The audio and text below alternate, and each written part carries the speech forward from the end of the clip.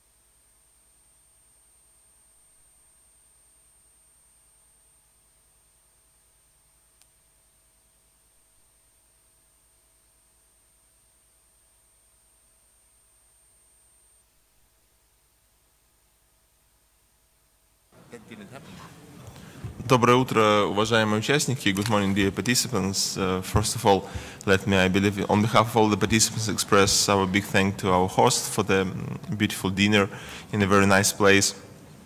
And we're starting the second day with a presentation from Inigo Erguera, which is entitled Other Supply Side Indicators, Bundles, Definitions and Collections, IoT Indicators, Discussion. Inigo, please. Thank you.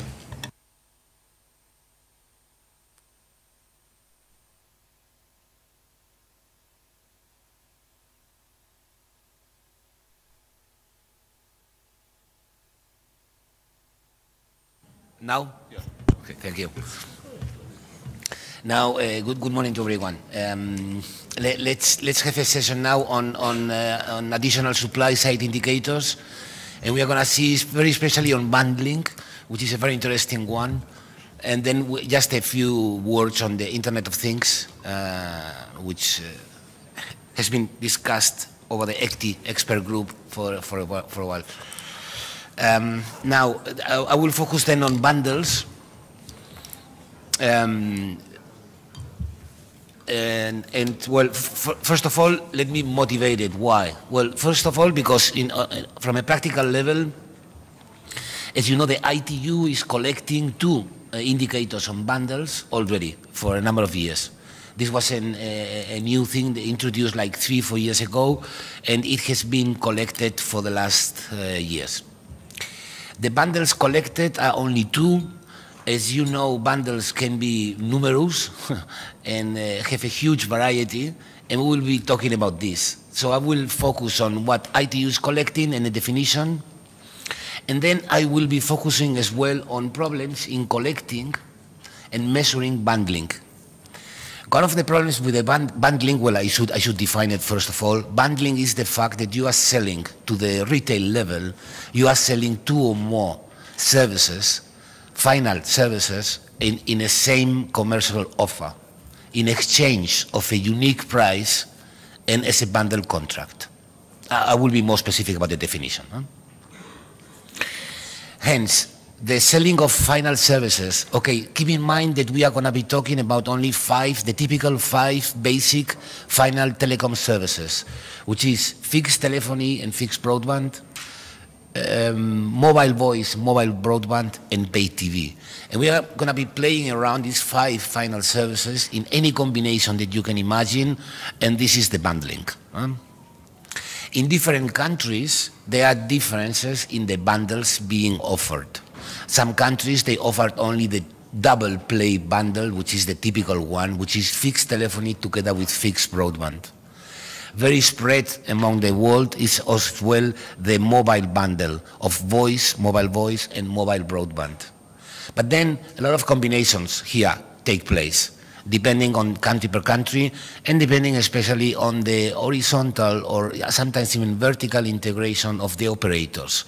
The operators, as you know, all across the world, they tend to offer anything or everything to everybody. Meaning, they have mobile networks, fixed networks, to support the final offer of mobile as well as fixed services in the same offer, commercial offer. And on this we are going to be talking about. It has a lot of implications, the bundling, economic implications, regulatory implications, and I want to stress this, statistical implications. Even though I will not be focusing on this, but feel free to raise any of related problems, one big problem with the bundling is the fact that when you ask operators to declare revenues by line of service, you get into a lot of trouble because they don't get most of the revenues by line of service. They get revenues as a pack. And later on, to disentangle this pack of revenues into fixed telephony, fixed broadband, mobile voice, and so on and so forth is kind of a difficult exercise. Hence, bundling, and I tell you by experience, has a lot of implications for statistical collection and measurement of the things that we are doing. A lot of implications. And it may imply that you have to change the way you are asking for some, in the questionnaires to the operators, you may change the way you are asking for revenues, very especially, and for other indicators. But again, we will be talking about this. So I will be focusing on the ITU collection and then on prospective needs, experience, and some problems in collecting this. Well, first of all, the definition, which in the ITU, it was like 3 years ago, if I remember well, we agreed to a very nice definition of bundling. I have to say a small caveat, meaning that in some institutions, the definition may change only slightly, European Commission, OECD, but basically this definition is very good and very workable. A bundle is a prepaid or postpaid subscription, whatever, that meets 3 criteria. The offer must include, of course, 2 or more services, which is kind of basic, right? And the scope of the services that we are talking about are only the 5 basic retail telecom services that I mentioned already, which is fixed voice or mobile voice, fixed broadband or mobile broadband, and pay TV. No more services. This may complicate things when measuring bundles, because many bundles in many parts of the world, they offer, on top of that, they offer additional services, right? Like over-the-top services, like zero rating, like many things going on. Now, to be considered a bundle, not only 2 or more services are to be offered. They have to be marketed as a single offer by the commercial operator, with a single invoice and with a single price for the whole set of services that are included in the bundle, in the pack. Meaning, if I am offering only mobile voice and broadband or in exchange of one price, and then I offer as well, say, pay TV services, but these are charged, billed by a different company, then this is not to be considered as a bundle. So it must be marketed as a single offer with a single invoice with a single price. And then another condition which makes a lot of economic sense, and you will probably agree on this, although we can argue about it, is that the bundle usually, of course, offers, to be attractive, it offers a complete price, global price, which is smaller than the sum of the individual services if they were contracted and on a stand-alone basis. It makes a lot of sense. It is usually like this, and this is a good condition to have. Okay? So these 3 conditions are to be abide to in order to consider any specific offer as a bundle. Please do feel to jump in at any moment. So again, yeah, just to clarify, the bundling is any combination of these 5 basic retail telecom services, any combination that you can imagine. There are like 26, right? And here is where the thing for our work of statistical collection starts to have some complications. Meaning, if you have to be asking the operator, please tell me how many fixed telephony subscriptions do you have? Well, this is not enough. Because you will have to count fixed telephony subscriptions as a standalone fixed telephony subscriptions, as a double bundle, fixed telephony plus fixed broadband subscriptions, plus subscriptions to fixed telephony, fixed broadband, and pay TV, plus, and so on and so forth. And in total, 5 services taken from 2, 3, or 4 in combination, you have 26. Meaning, imagine the matrix that you have to ask the operators if you want to really be comprehensive in the collection of the data. Revenues, lines, subscriptions, and then on top of that, you may disaggregate between prepay and contract, residential and business. I mean, the whole amount of complications, multiplication of items to disaggregate can really explode very easily due to bundling, which is one of the first things you have to take care of. So, as I say, this takes a lot of complications. Okay, so this is the basic characteristic of a bundle, which is offered as a single contract. Yep. Well, there is no doubt, and I would like also to hear your experience from different countries, but there is no doubt that there is an incredible convergent trend towards bundling at the retail level, at the commercial level, or marketing level by the operators. I don't know, I have some data, and excuse me that I only pick up data for Europe, but it's like more than 60% of the households in Europe, they do have a bundle contracted. It depends on what kind of bundle. It might not encompass the 5 basic services, but at least 2 services, at least 60% of the households, they do contract this bundle. If I were to ask you guys, what about your mobile contract, I am sure that 80% of you would tell me it is bundled. Mobile voice together with mobile data. So, I mean, just to mean how important it is. It is massive and growing even faster than any other way of contracting. Actually, bundling is the most frequent way of contracting final telecom services in many parts of the world. Hence, it is important. Okay. Now, this is what ITU is being collecting since 2016 that we agreed on this. There are only 2 bundles.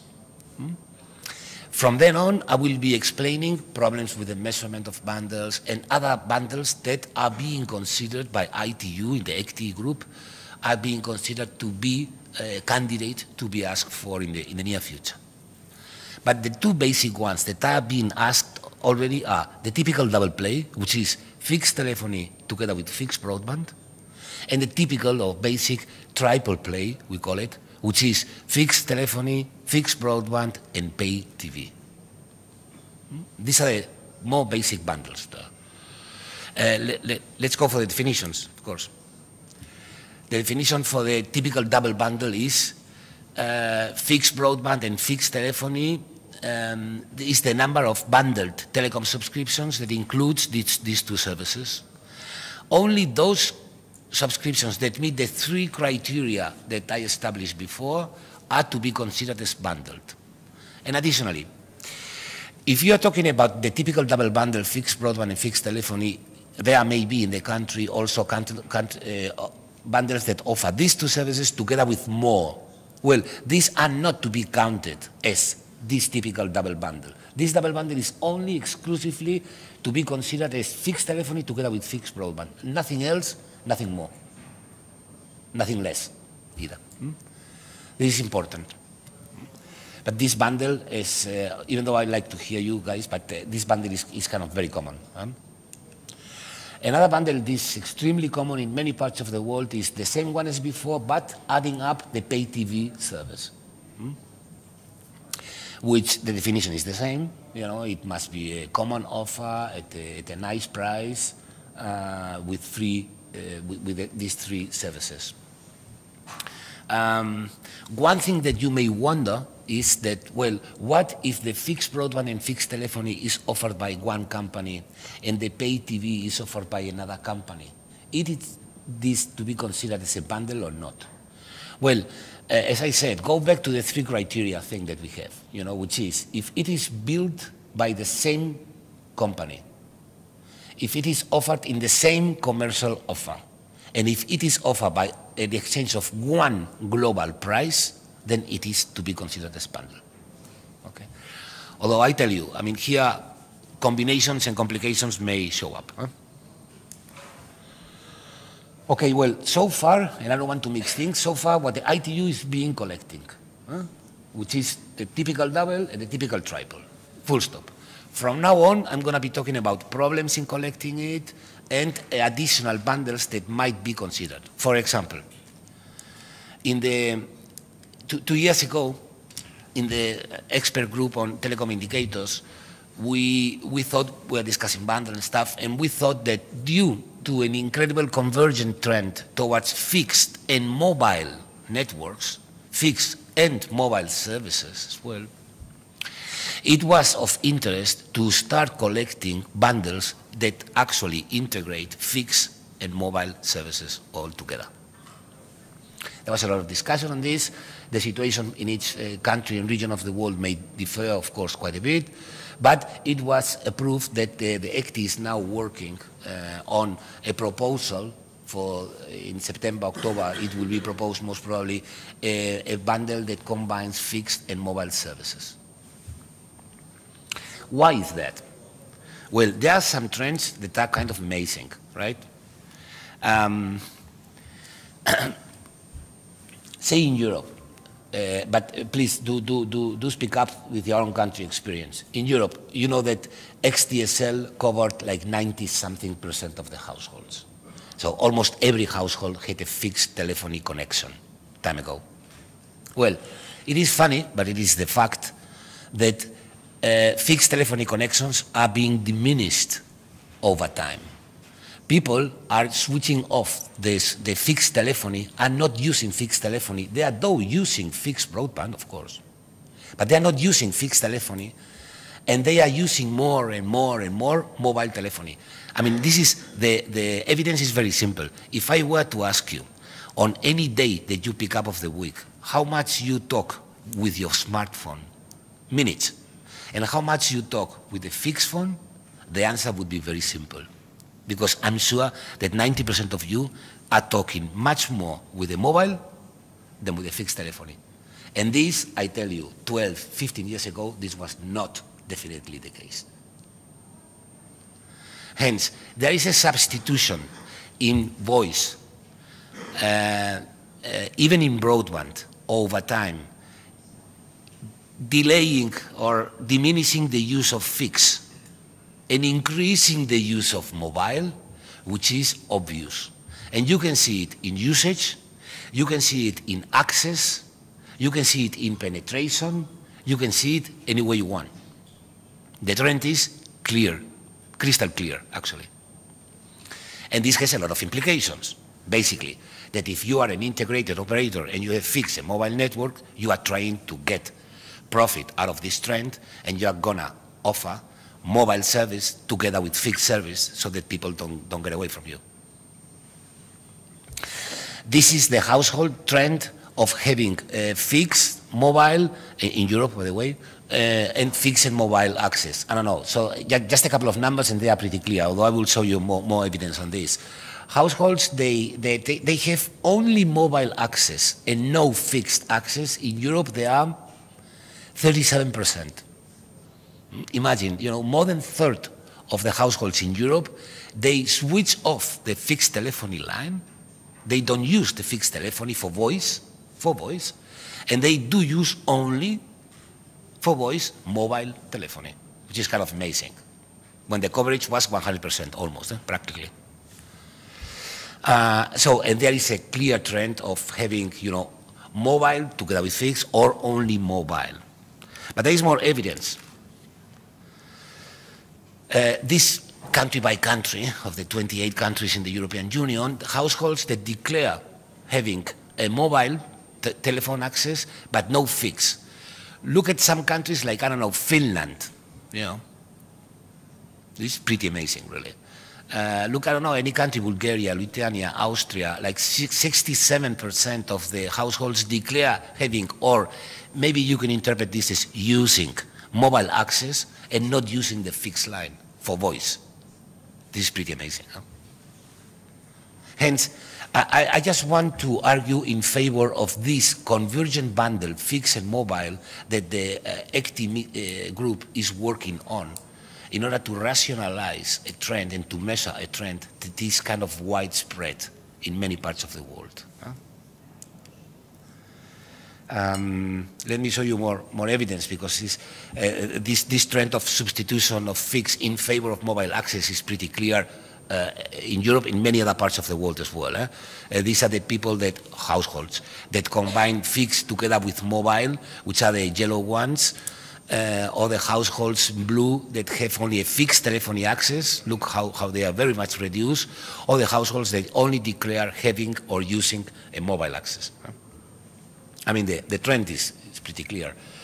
This is for Spain. This is the amount of lines, and now we are going to see some problems in measuring this, the amount of fixed or mobile lines that are bundled together, right? Which is amazing. It's, you know, how the fixed only bundles, it's increasing. Remember that the ITU right now is collecting two bundles, right? Which is the fixed only, double play, fixed telephony and fixed broadband, and see how it is decreasing in number, that bundle in Spain. If you take into account the fact that there are mobile and fixed together bundles, and those are the ones that are increasing, but not the fixed bundle that ITU right now is collecting. So this is to rationalize how the ICT meeting, well, from the 5 services, final services that I was mentioning, the typical ones, one of the most frequently bundled service is, of course, mobile service, mobile voice or mobile broadband. In fact, mobile voice and broadband, usually they are contracted together. If I were to ask you what your subscription is, most of you would have a mobile bundled contract. Yeah. Well, this is more evidence. Now, we have as you know, two sources of grasping the measures, right? Which is going to the operators and asking them for data. This we call it administrative source or the supply side type of data, or making a survey and asking the household or the individual actually, what do you do? What do you really use? This we call it demand side, to put it that way, right? Okay. Now, yep, please. My question is regarding having fixed telephone and fixed broadband bundle.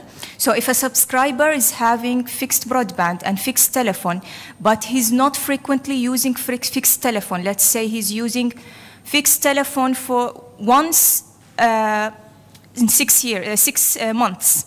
So he's not active within 3 months. So do we consider him having a two-play bundle? Or not, because he's not active, he's just active in fixed broadband, but not in fixed telephone. Even though he's paying rental. He's paying rental. Yep. Yeah. Of course, yes. I mean, remember the activity criteria is only 3 months criteria, is only to be applied if you have a prepayment subscription. But if you have a contract subscription, and usually fixed telephony comes as a contract subscription that you pay month after month, then it is considered active no matter what, no matter if you use it or you don't, because you are paying for it. Okay. Yes, thank you. Any further question, please? Okay, now, well, I don't want to get into this, just in case anyone interested, you can ask me later for. Different institutions, they may have slightly different definitions of bundling, but slightly different. They don't make a huge difference, but it's true that, you know, there are some differences there. But I wanted to focus more on measurement problems, which there are. And I don't want to scare you. I just want to pinpoint a couple of problems that there are.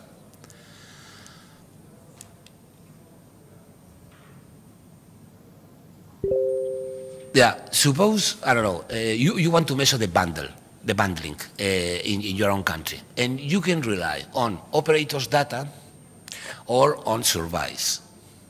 And each has pros and cons. For example, if you go to the supply side indicators and you ask the operators, remember the matrix that you have to ask for subscriptions, right? Which was, I don't know, say for fixed telephony. The number of subscriptions of fixed telephony is a standalone. The number of subscriptions fixed telephony together with fixed broadband and only. The number of fixed telephony subscriptions together with fixed broadband and pay TV. The number of fixed telephony subscriptions together with mobile voice. The number of, and so.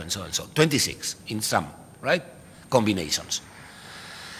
But this, you're asking them for the total of the market.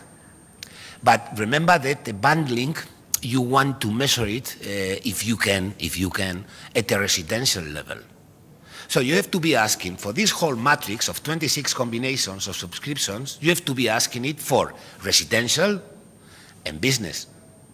And this creates kind of complications. Imagine that this you are asking for not only for subscriptions, you want also to measure, why not, revenues. Sure. Now imagine how the matrix becomes. You want to measure maybe also in terms of consumption, minutes of consumption, megabytes of consumption, whatever, right? So imagine the matrix how it becomes. So usually, from the experience that I know, you don't ask those huge matrix all over the place to any operator. You just cannot cope with that, right? You simplify. And the fact that you simplify means that you, for example, will not be able to identify very finely the residential segment and the bundling thereof. I give you one example, fixed broadband, right? Fixed broadband internet access in Europe, say. You see the situation all across Europe as a whole, 42% of the households declare that the fixed broadband that they have is bundled together with at least one additional service. At least. 42%, keep this in mind. Well, you going to only to one example, Spain, I picked it up, but it could be any other country. You go to the National Statistical Office, which makes surveys, I insist, and they ask how many households there are and how many households they have broadband. And it's like 82% of total households in Spain, they have broadband. And now you go to the supply side, and the operators declared that 96% of broadband lines in Spain, they are bundled together with at least one additional service. So it would be very easy just to mix both sides, supply and demand side, origin, and say, well, 96% of total of 82% of households in Spain, they have declared broadband. This makes a total of 79% of people who have broadband and have it bundled.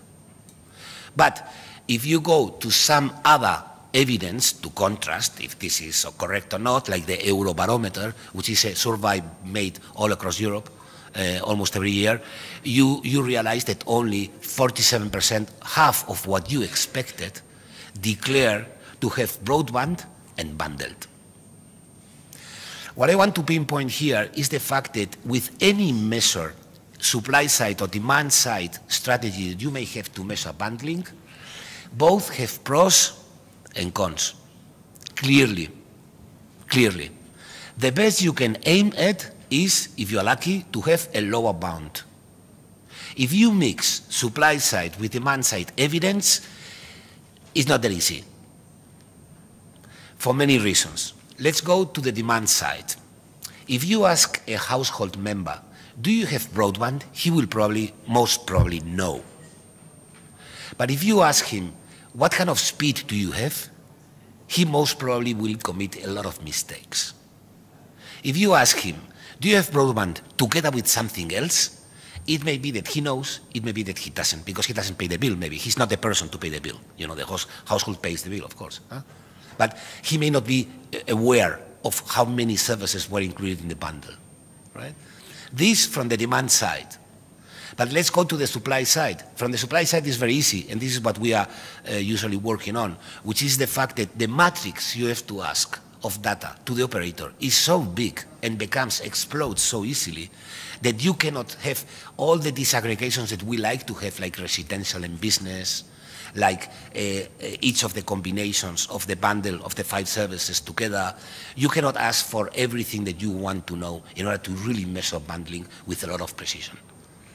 So the aim that you may have is to have at least a lower bound. Let me give you another example. Mobile telephony.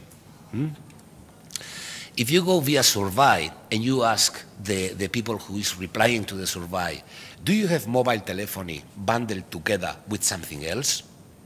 They will go like yes or no, maybe they don't know. There is a problem here with the household, which is only one person is replying usually to the household survey. But in any household, as you know, there are several members. As an average, let's say 3 members. So there are 3, most probably, 3 mobile lines that might potentially be bundled together with, say, fixed telephony, for example, right?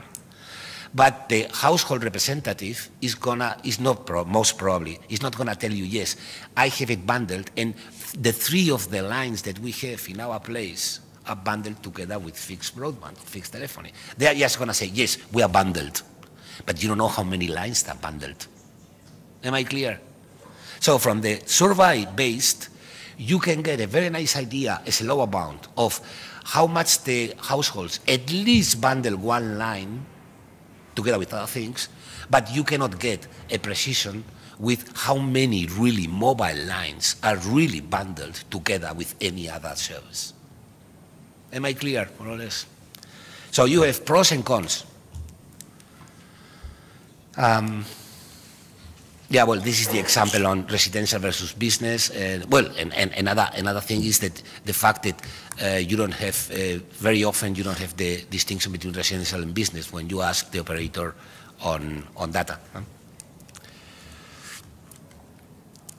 As I said, one of the problems with mobile bundling is the fact that if you go via surveys, one household may have many possible members, many possible mobile subscriptions, and you don't know exactly how many lines they are bundled, right?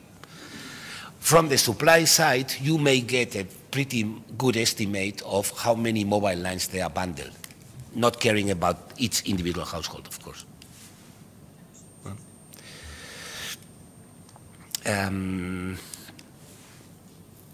Yeah, well, this is an example. Okay, TV. ITU is collecting, as you know, this 3-play bundle, which is fixed telephony, fixed broadband together with TV, pay TV, of course, not open air TV. Well, pay TV, things are becoming very nicely also for the consumer, thanks to over-the-top players, thanks to new entry into the pay TV channels, thanks to the streaming via internet. You know, we are getting a lot of new offers as a consumer. These offers may be packed inside a telecom operator offer of fixed broadband or fixed telephony. It may be not, it depends. And you have to be a bit careful how these offers are packed into the offer by the telecom operator, because it might be considered a bundle or not. But I'm talking about offers that are very, very relevant. These pay TV services, content services by over-the-top providers, say Amazon TV, Apple TV, Netflix, they are becoming really widespread, really widespread.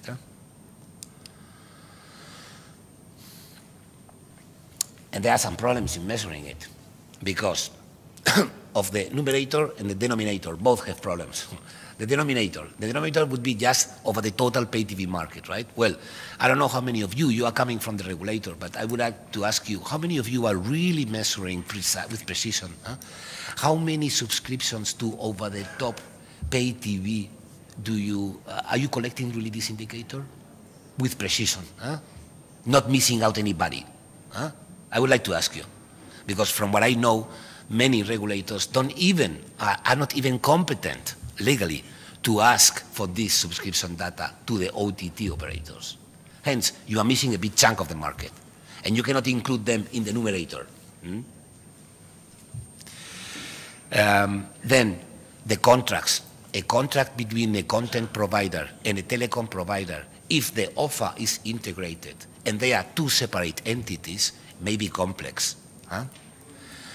Here, I think the European Union, for example, has taken a very simple path and very interesting path, which is, I don't care what the legal entities are and stuff. If the pay TV is together offered with any other telecom service in a joint offer, at a discount, in exchange of one invoice, that's a bundle. And I don't know if legally it should be considered as a bundle if there are some legal responsibilities behind or whatever, right? But if the 3 criteria that I put you in the first slide of what is a bundle, if it is met, it is a bundle. Full stop. Okay.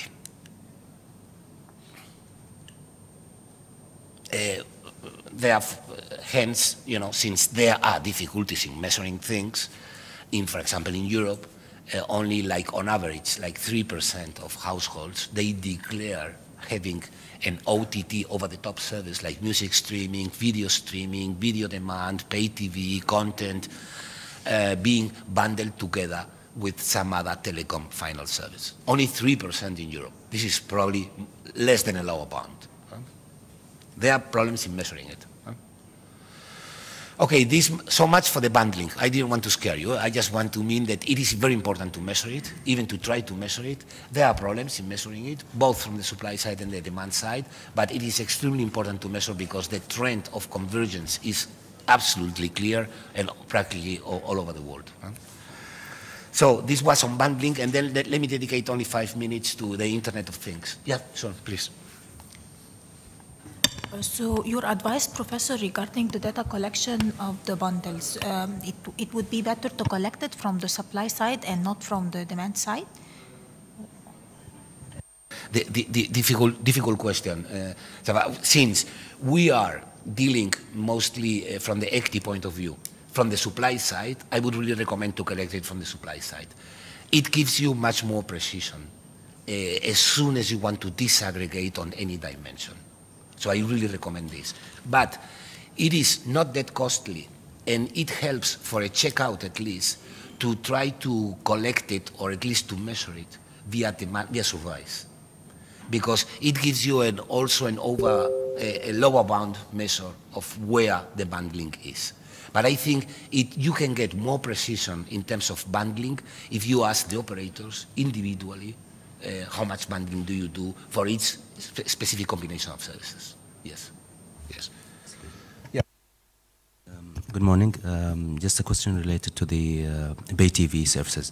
Now, although we are including those questions or indicators in the bundled telecom services section, we also have some indicators in the pay TV section in the long questionnaire.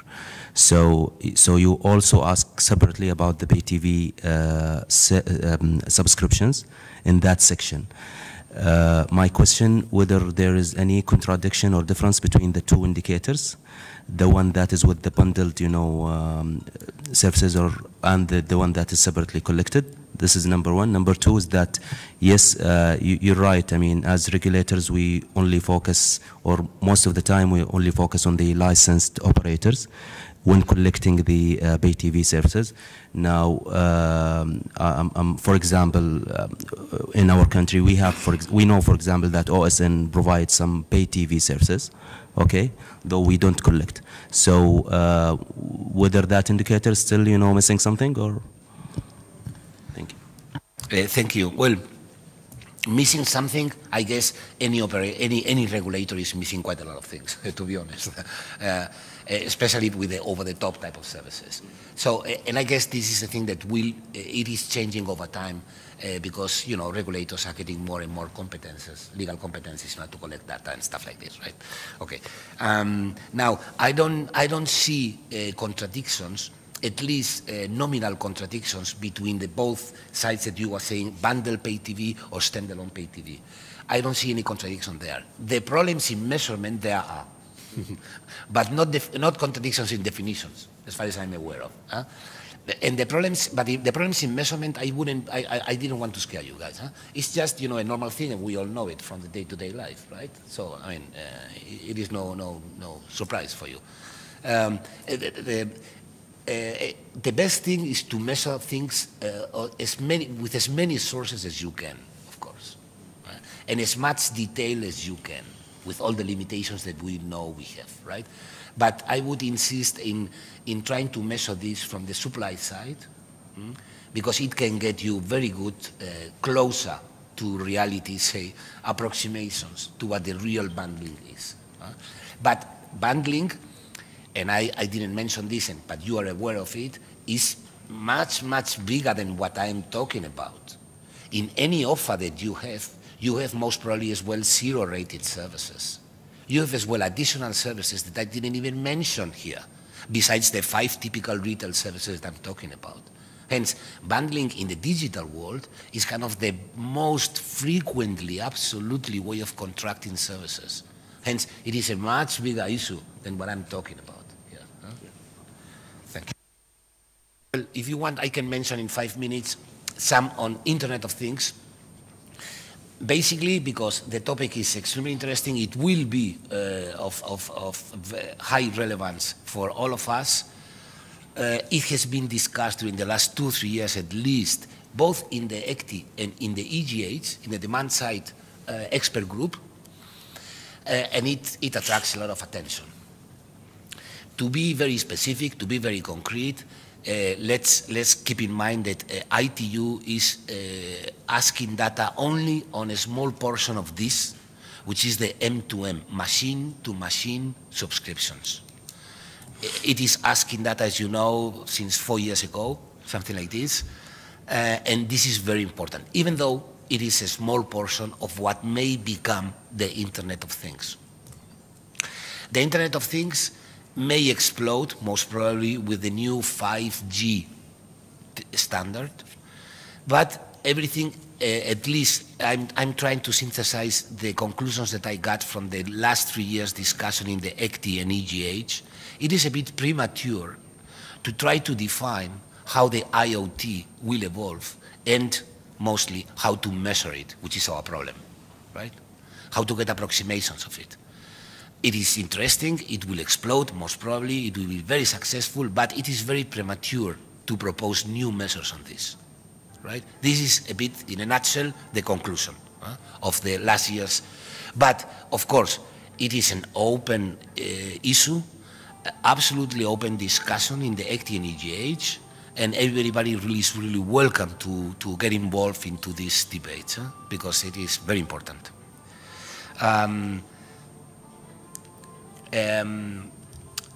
In a nutshell, I don't want to dedicate longer to this. The Internet of Things can be looked at from the network infrastructure perspective, and I'm talking about measurement problems here, or from the usage perspective. There is a very nice presentation by João Noronha in the last WTIS 2 years ago meeting on Internet of Things. João Noronha now is the chair of the ECTI group, and so anyone has there the presentation to take a look at. It may bring about huge innovations in terms of business model, in terms of new agents, in terms of new services, and stuff. Yeah? But I didn't want to, if you want, we can later take a look at this. I just wanted to focus on what ITU is really measuring today, which is, with some music here. We can dance now. Yeah. Well, now ITU is measuring only, as you know, machine-to-machine communications. And these are defined as such. And network subscriptions between mobile cellular machine-to-machine that are assigned for use in machines and devices, like cars, more meters, consumer electronics, for the exchange of data between network services, and are not part, they do not belong to a consumer subscription. Of course, the USB dongles and smart should not be included here. We talked about them in the mobile broadband issue. So these are the M2M. M2M usually, from what I've seen, the evidence tells you that it's just a small portion of what is really going on among machines in mobile communications, right? But still, it is a very nice base from where to start, right?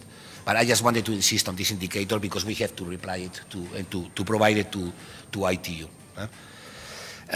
So, and with this summary, this slide is very important because this is the bundles that are being collected since 3-4 years ago by the ITU, and this is very important we provide to the ITU, which is the typical double play bundle, fixed telephony, fixed broadband, or the basic triple play bundle, which is fixed broadband, fixed telephony together with pay TV.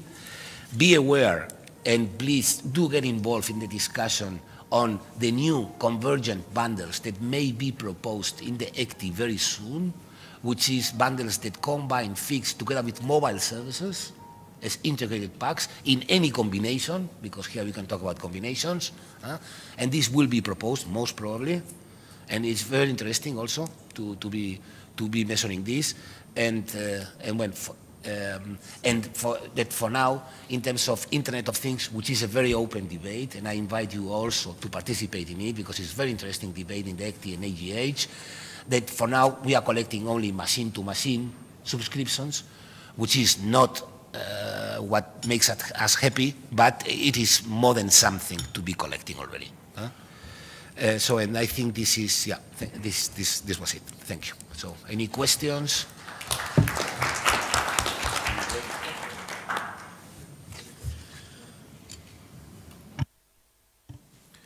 Thank you very much. Please, questions? Yes. There is a category, Professor, collected by the ITU called pay TV, under which there is a pay TV IPTV subscriptions, satellite TV subscriptions. It's in line with the question of Saudi Arabia, and cable TV subscription and other TV subscription. If, for example, a country has only IP subscriptions that is sold on the market in terms of bundles, can we report it twice under the bundles category and then report it as an IPTV subscription okay, thank you. To the question. Yes, because, I mean, on one section you want to measure only pay TV, and on the other section you want to get a broader look at the market, bundles. But of course, I mean, it's not a double counting here. It's just the fact that they are pay TV subscriptions. Yeah. If you allow me, I think this is similar to the fixed telephony and the VoIP service. So we collect the total fixed telephony that is including the VoIP, and then we collect the VoIP separately in another. I have another question related to this prospected, addition to the indicators of the bundled services. So assuming that these, new bundled services will be added soon, are we going to, just drop the previous ones, or are we going to keep the previous ones? This will be on top of what we're asking for. Of course, because, I mean, the idea would be to ask for 26 combinations. It doesn't make any sense, of course. Yeah. But we are collecting only 2. And this third one, due to the convergent trend all across the world between fixed and mobile networks, it makes quite a lot of sense. But it would be always on top of. Comments?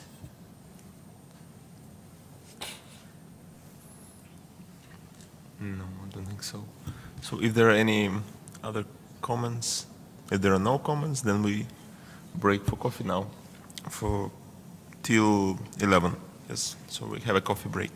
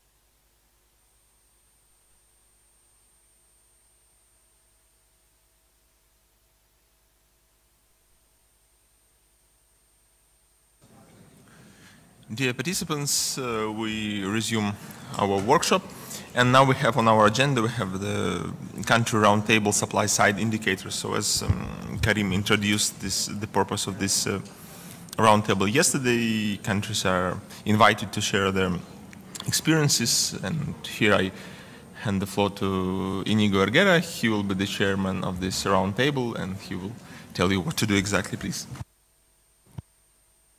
Thank you, Farid. Now we have a now shall we have a session on? But here in this session, it is highly important we all participate. Actually, I will be going around you, each of you, asking your more or less questions. I just want to give a broad scope of this country roundtable session, which is let's share any kind of experience, problems with specific questions that I will now put forward on each country. Please feel free to speak up and say more or less how you organize this data collection. We should focus on the supply side indicators in this session. Then we will have another one on demand side indicators. So indicators coming from administrative sources. At the very end, data coming from operators, basically, right? Now, the questions that I want to put forward to you guys are like three basic, but you know, feel free really to raise any other topic you may want to. First of all is, in your own country, who is the coordination point for the supply side data, administrative data collection? Secondly, please tell us freely here, because we are here to discuss it and to see ways to solve things. What kind of problems do you face in your own internal data collection?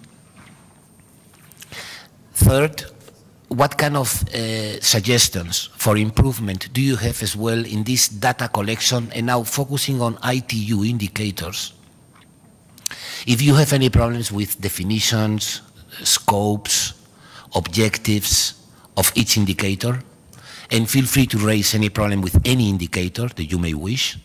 If we have seen it here or not, we don't care. And then the last question that I would like to ask you is, what kind of needs would you have in order to measure your own reality in the near future? So suggestions for or redesign of indicators or new indicators or even dropping indicators, why not? You know, what kind of desires, needs, very specially, do you have from the supply side in your own country? And in order to make it lively, I don't know if this will work nicely, but I would go round each after each, asking these four questions, right? Which is, what is the coordination point in your own country for supply side? What are your problems, internal problems in collecting, if there are any problems, of course? What are your needs, and what are your suggestions in terms of the ITU indicators for improvement? New indicators, definitions, handbook, whatever it may be. Feel absolutely free to raise any kind of point and introduce yourself just with the name and the country you are coming from. And if you don't mind, I would like to start from left to right. If you don't mind. So I would, from the Sultanate of Oman, I would like you to introduce very briefly and to feel free to reply to any of the questions that I put forward. Yeah. Feel free.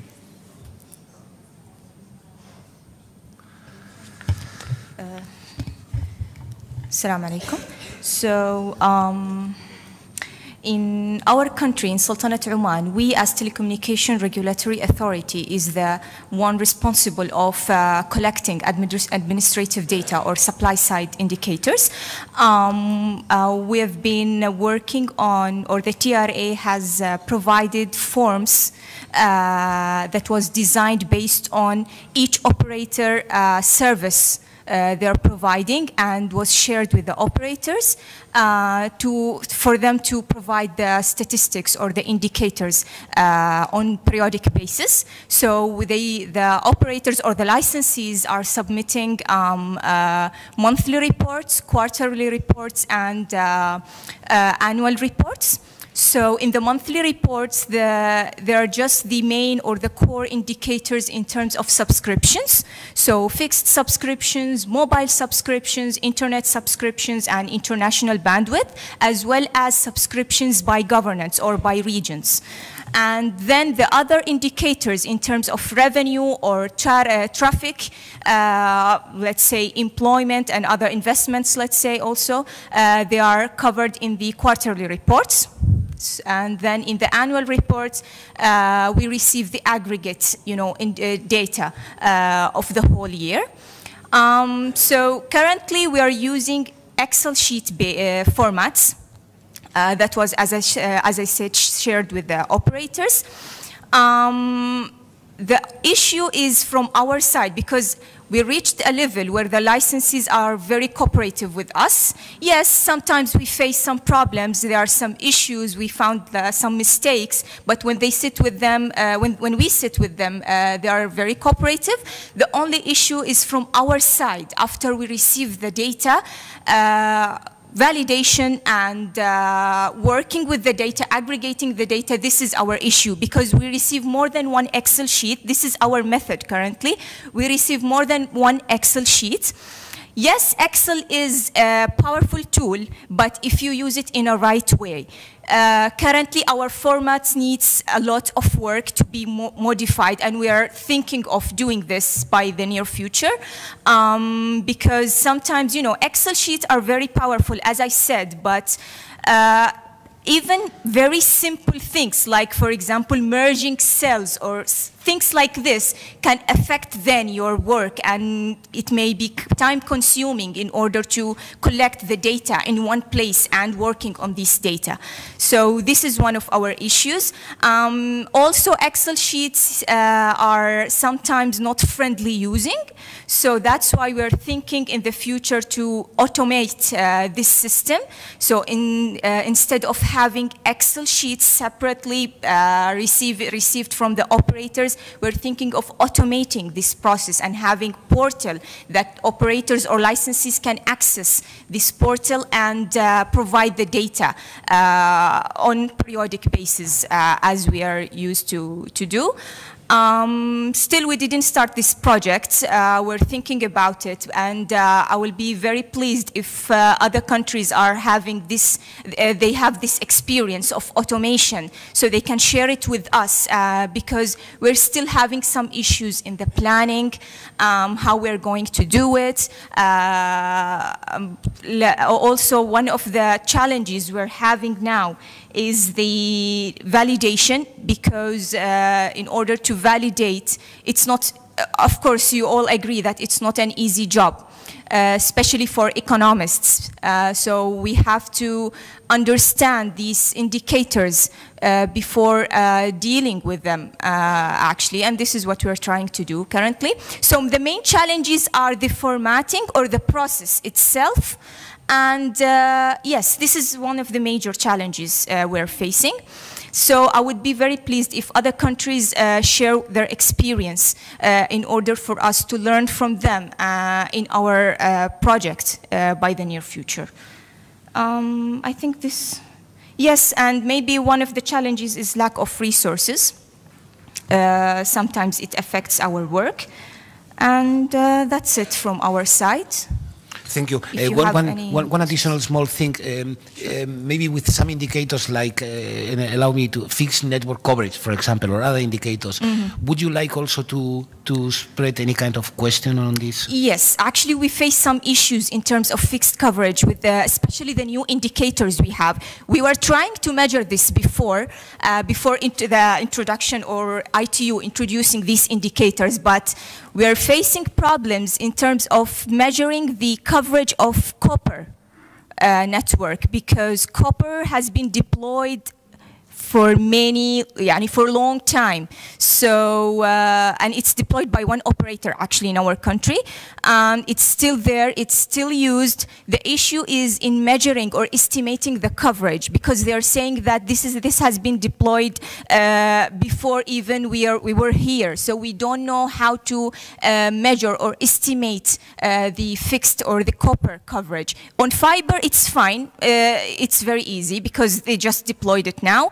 But in terms of copper, no, we are still facing some issues. And again, if other countries are facing the same issue and they figured out on how they can estimate it at best efforts, please share your experience, because this is very important for us, especially now because we are having these indicators in the long questionnaire. And so we're facing issues in measuring these indicators. We still don't have estimations of copper coverage. Yeah. Thank you very much. In terms of, for example, mobile coverage, no problems, right? No problem. Yes. Okay. Thank you. Thank you very much. Please feel free to jump into any issue. If not, I would like to go to the Russian Federation. If you would like, please, to present more or less your situation, your focal point and situation there. Thank you.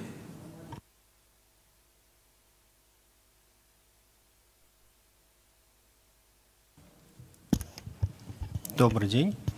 В Российской Федерации сбор данных, в данном случае осуществляют два ведомства. То, что касается сбора данных от операторов связи, их собирает и обрабатывает, и итоговую статистику предоставляет Министерство связи.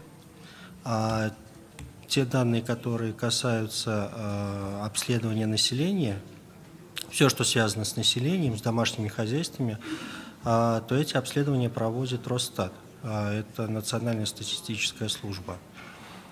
Соответственно, если вернуться к показателям, которые мы обсуждали утром сегодня по поводу пакетов услуг потребления, то в обследованиях домашних хозяйств, например, есть специальное обследование бюджетов домашних хозяйств, там, где изучаются расходы домохозяйств, там есть специальный блок вопросов, в том числе включающих некоторые комбинации услуг.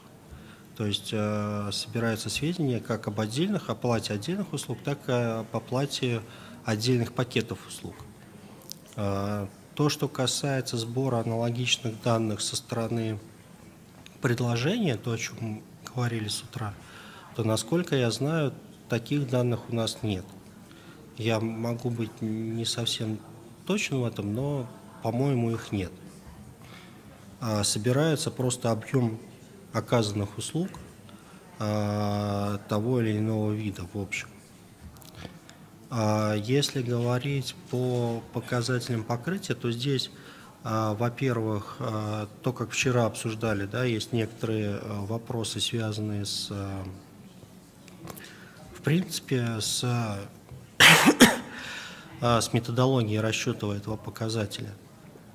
То, что даже с технической точки зрения от операторов связи получить необходимые данные. И второй момент, то, что здесь необходимо межведомственное взаимодействие между министерством и статистической службой, потому что два исходных показателя, которые необходимы для расчета, собираются разными ведомствами. Плюс к этому существуют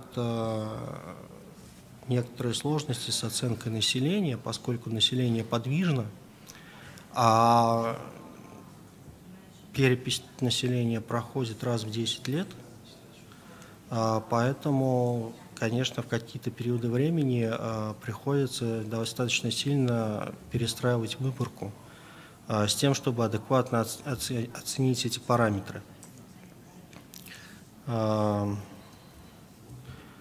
Если говорить в целом про внедрение новых показателей в статистическую практику, в частности по ИКТ, например, то мы, скорее всего, в своей деятельности сталкиваемся в основном с вопросом тем, что программа статистических обследований в нашей стране достаточно обширна, и включение новых показателей зачастую требует исключения каких-то старых.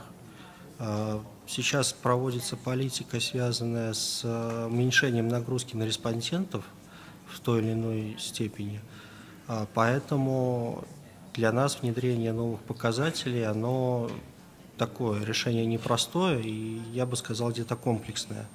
То есть нужно отказаться от каких-то показателей, возможно, уже себя изживших. Вот такие вот у нас сложности и перспективы. Если есть какие-то вопросы, я буду рад на них ответить. Спасибо.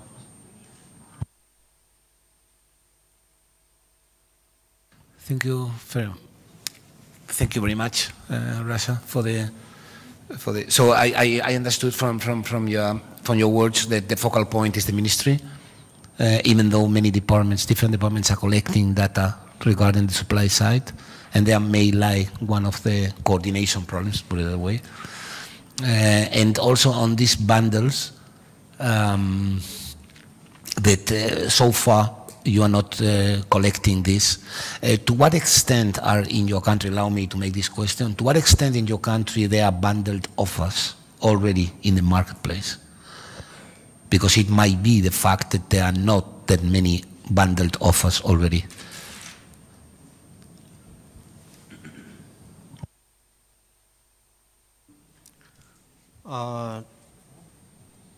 Да, координатором то, что касается работы операторов связи, является министерство, это действительно так.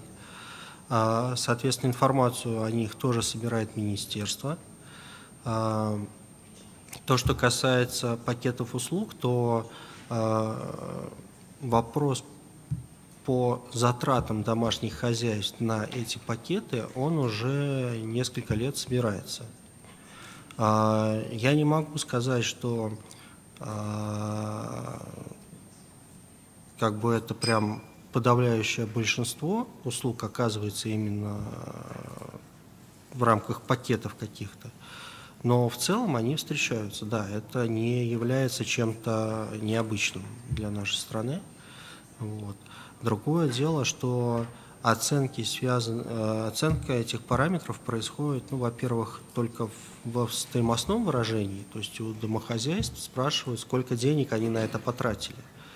Как правило, я так предполагаю, что это пакеты, связанные с безлимитными какими-то предложениями, поэтому оценить объем, да, сколько конкретно мегабайт, например, было предоставлено в рамках этих пакетов, или сколько минут времени было предоставлено, мы не можем.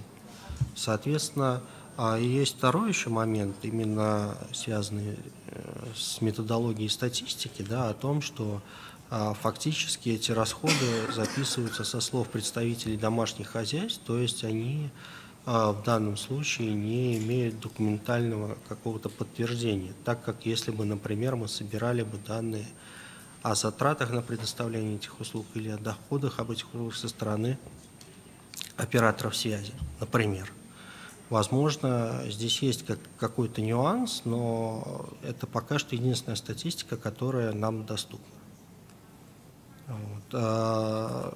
Росстат и различные институты, которые занимаются методологией статистики вместе с Росстатом, ведут постоянно работу над тем, чтобы улучшить качество данных, над тем, чтобы данные, так как обследования домашних хозяйств являются выборочными обследованиями, над тем, чтобы эти данные были как можно более точны, чтобы там была минимальная ошибка при распространении на генеральную совокупность.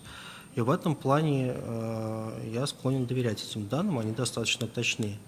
Но опять-таки вернусь к своему тезису о том, что это данные, записанные со слов представителей домашних хозяйств. Я полагаю, что в принципе это обычная практика, но интерпретируя эти цифры, нужно всегда это иметь в виду. Спасибо. Thank you very much, Rasha, for this word. Please. If you allow me to comment on the population issue, in our country, I'm not sure what other countries are doing, but in our countries, in order to estimate the population, because as you said, census are done even in our country 10 years, for each 10 years. So in order to estimate, you can rely on other data available with other entities or other ministries. Like, for example, I think in our country, the National Statistics Center are relying on the data available, I think, with the Ministry of the Civil Services. So they, yeah, so. With the Oman Royal Police as who's coming in the country and going outside the country as well, with the death and birth from the Ministry of Health. So they are merging all this information in order to estimate what we have, even on monthly basis. We can find this figure. Yes, we find it on monthly basis, but in order to then calculate, for example, the penetrations, we use just one figure, like a base figure for each year, in order to really see the trend. Because if you're changing the population monthly, then you will not get the right figures. Or if you are trying, for example, to measure the trend, you will not get the good figures that will help you in your analysis. But we're using like a base figure for each year. In order to calculate our penetration. So yes, relying on other data available with other entities would be very useful. Thank you. Thank you very much, Oman, for the reply. Now, shall we go? Yeah, please, Rasha. Я позволю себе прокомментировать ваше замечание. Да, действительно это так. Можно использовать данные разных ведомств, и более того, Росстат делает ежегодно оценку численности населения, в том числе используя данные о рождаемости, о смертности. Такая работа ведется. Я лишь говорил о том, что основанием для проведения выборочного обследования, то есть той основой, на которой строится выборка, являются данные переписи. Потому что они содержат не только оценку численности, но они содержат привязку к месту жительства людей. Соответственно, оценить миграционные потоки, они также оцениваются, но они оцениваются в достаточно крупных единицах территориальных. Поэтому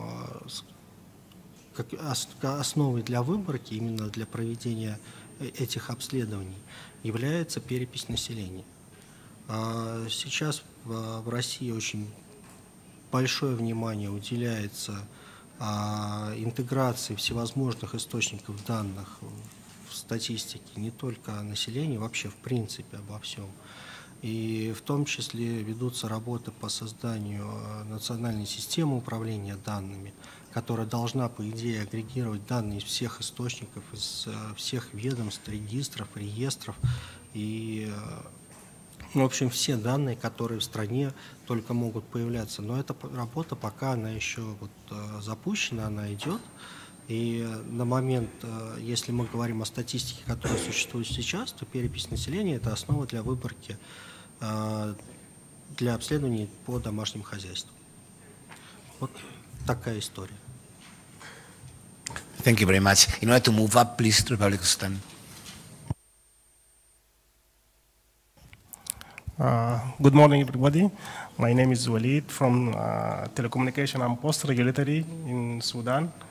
We are the focal point for all ICT and telecommunication statistics. We collect the data from operators, supply side, and also from the demand side. We had two standalone surveys, one 2012 and another one 2016, but it faces many problems. It faced many problems, the last survey.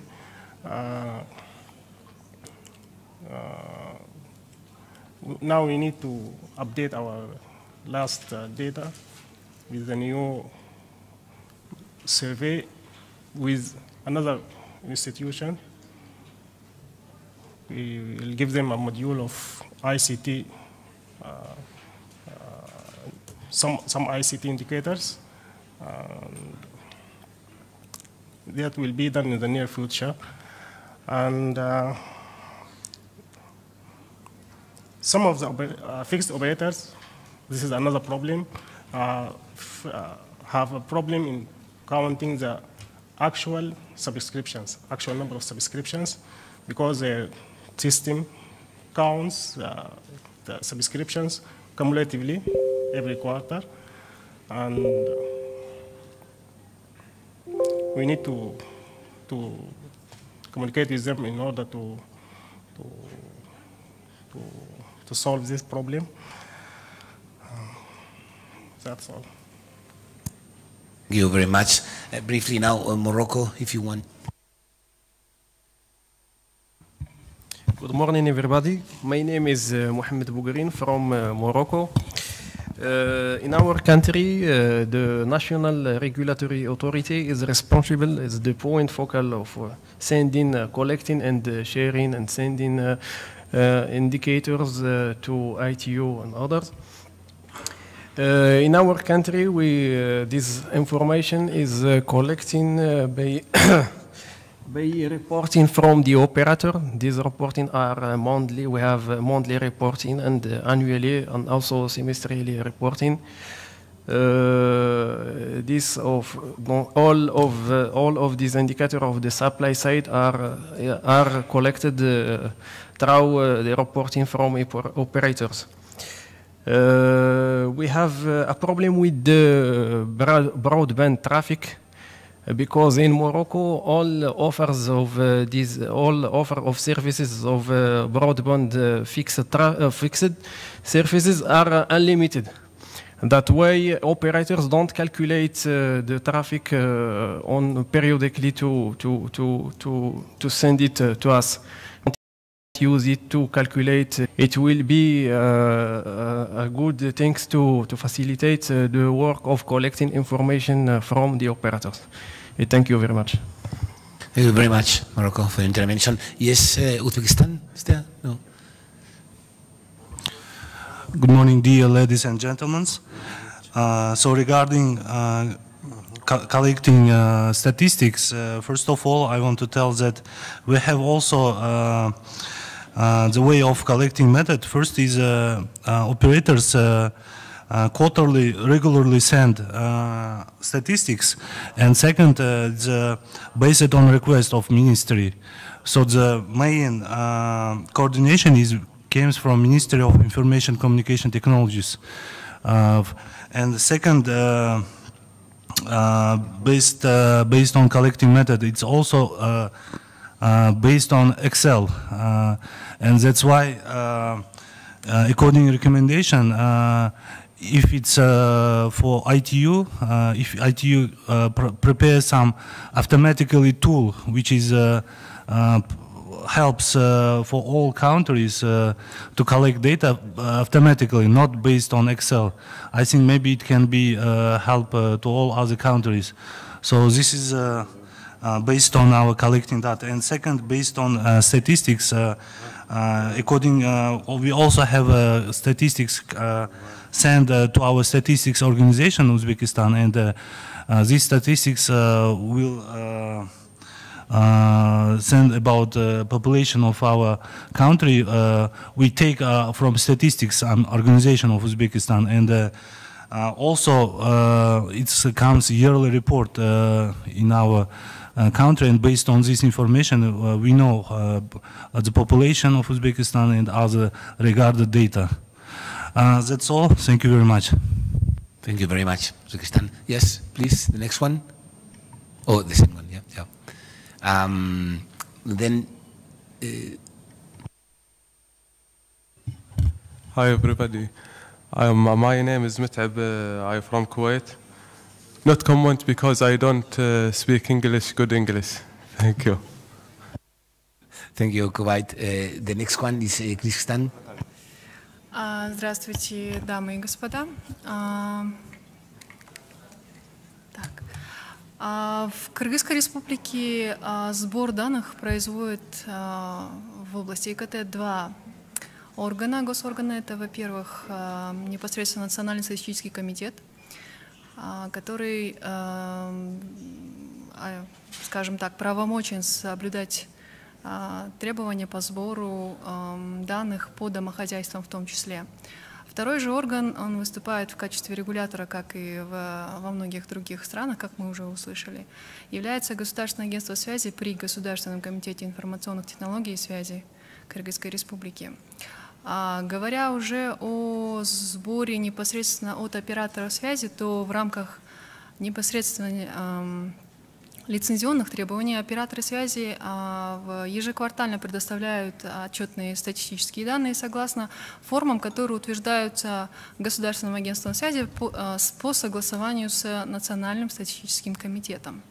Однако здесь необходимо отметить, что основной и главной проблемой на текущий день является именно, скажем, устаревшие эти самые формы, потому что, как отметил Мартин, господин, Кыргызская республика по многим показателям не показывает данные по единственной причине, что у нас нет этих данных в самих этих формах. То есть, во-первых, Статком не предоставляет эти данные, Статком я имею в виду, что Национальный статистический комитет, но и ряд показателей, которые новые разрабатываются, которые включаются при расчете IDI, но и в том числе в самом long questionnaire, они также у нас, к сожалению, они у нас отсутствуют в этой связи.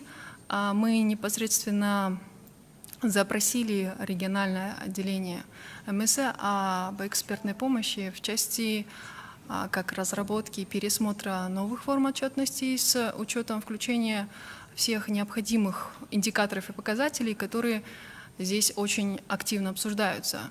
В этой связи у кыргызской стороны на текущий день отсутствуют какие-либо предложения по внесению каких-либо рекомендаций, либо же изменений в, что вы, как бы, ваш третий вопрос, кажется, это был. Вот. Ну, это вот вкратце про Кыргызскую республику. Просто завтра более подробно, наверное, расскажу, с какими именно трудностями мы сталкиваемся. Спасибо большое. Thank you very much. The next one, please. Значит, Казахстан, Комитет по статистике. Мы осуществляем как сбор по статистике связи от операторов связи, также и обследуем домашние хозяйства по статистике ИКТ. По связи нам отчитываются как операторы связи, так и дополнительные провайдеры. Да. По связи у нас отчет на ежемесячной основе и на годовой основе. На ежемесячной основе мы собираем краткий список показателей, который нужен для правительства, для построения, для принятия каких-то там политических решений. А на годовой основе мы уже формируем все показатели. Отчет нам предоставляют респонденты как в электронном виде, так и на бумажных носителях.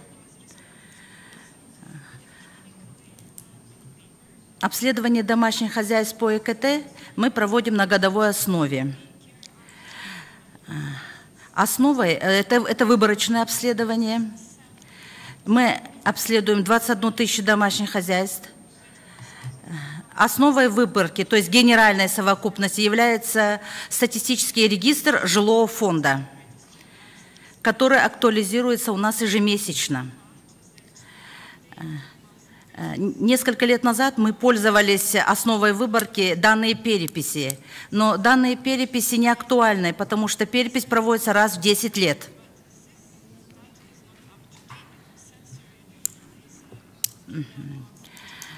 После того, как мы получаем данные выборочной совокупности домашних хозяйств, мы его распространяем на все домашние хозяйства Казахстана.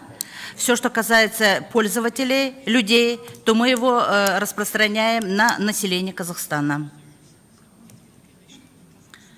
Вот таким вот образом, кратко о сборе данных.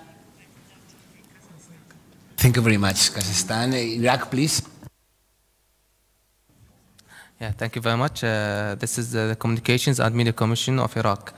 We are the focal point in Iraq who is responsible for collecting administrative data for the ICT, both long and short questionnaire, from all operators, including the mobile operators and the fixed operators. The main challenge through monthly, quarterly, and annual reports. The main challenge we have faced that last year was our first year to submit the IDI data for the ITU because we suffered a lot of national security issues causing destruction of our ICT infrastructure, so that we didn't submit our data for the ITU. The second challenge that there is a lot of ICT service operators. We have 3 mobile operators, 3 wireless local loop operators, 1 fixed line, 1 FTTH, and 13 ISPs, internet service providers. So collecting, analyzing, and validating our data for the first time since a while ago was a huge challenge for us. But we managed somehow, thanks to the Arab region office for the ITU cooperation, that we have submitted our data last time and it was approved by the ITU. Thank you very much. Thank you very much. Iraq, please. Presentation, please.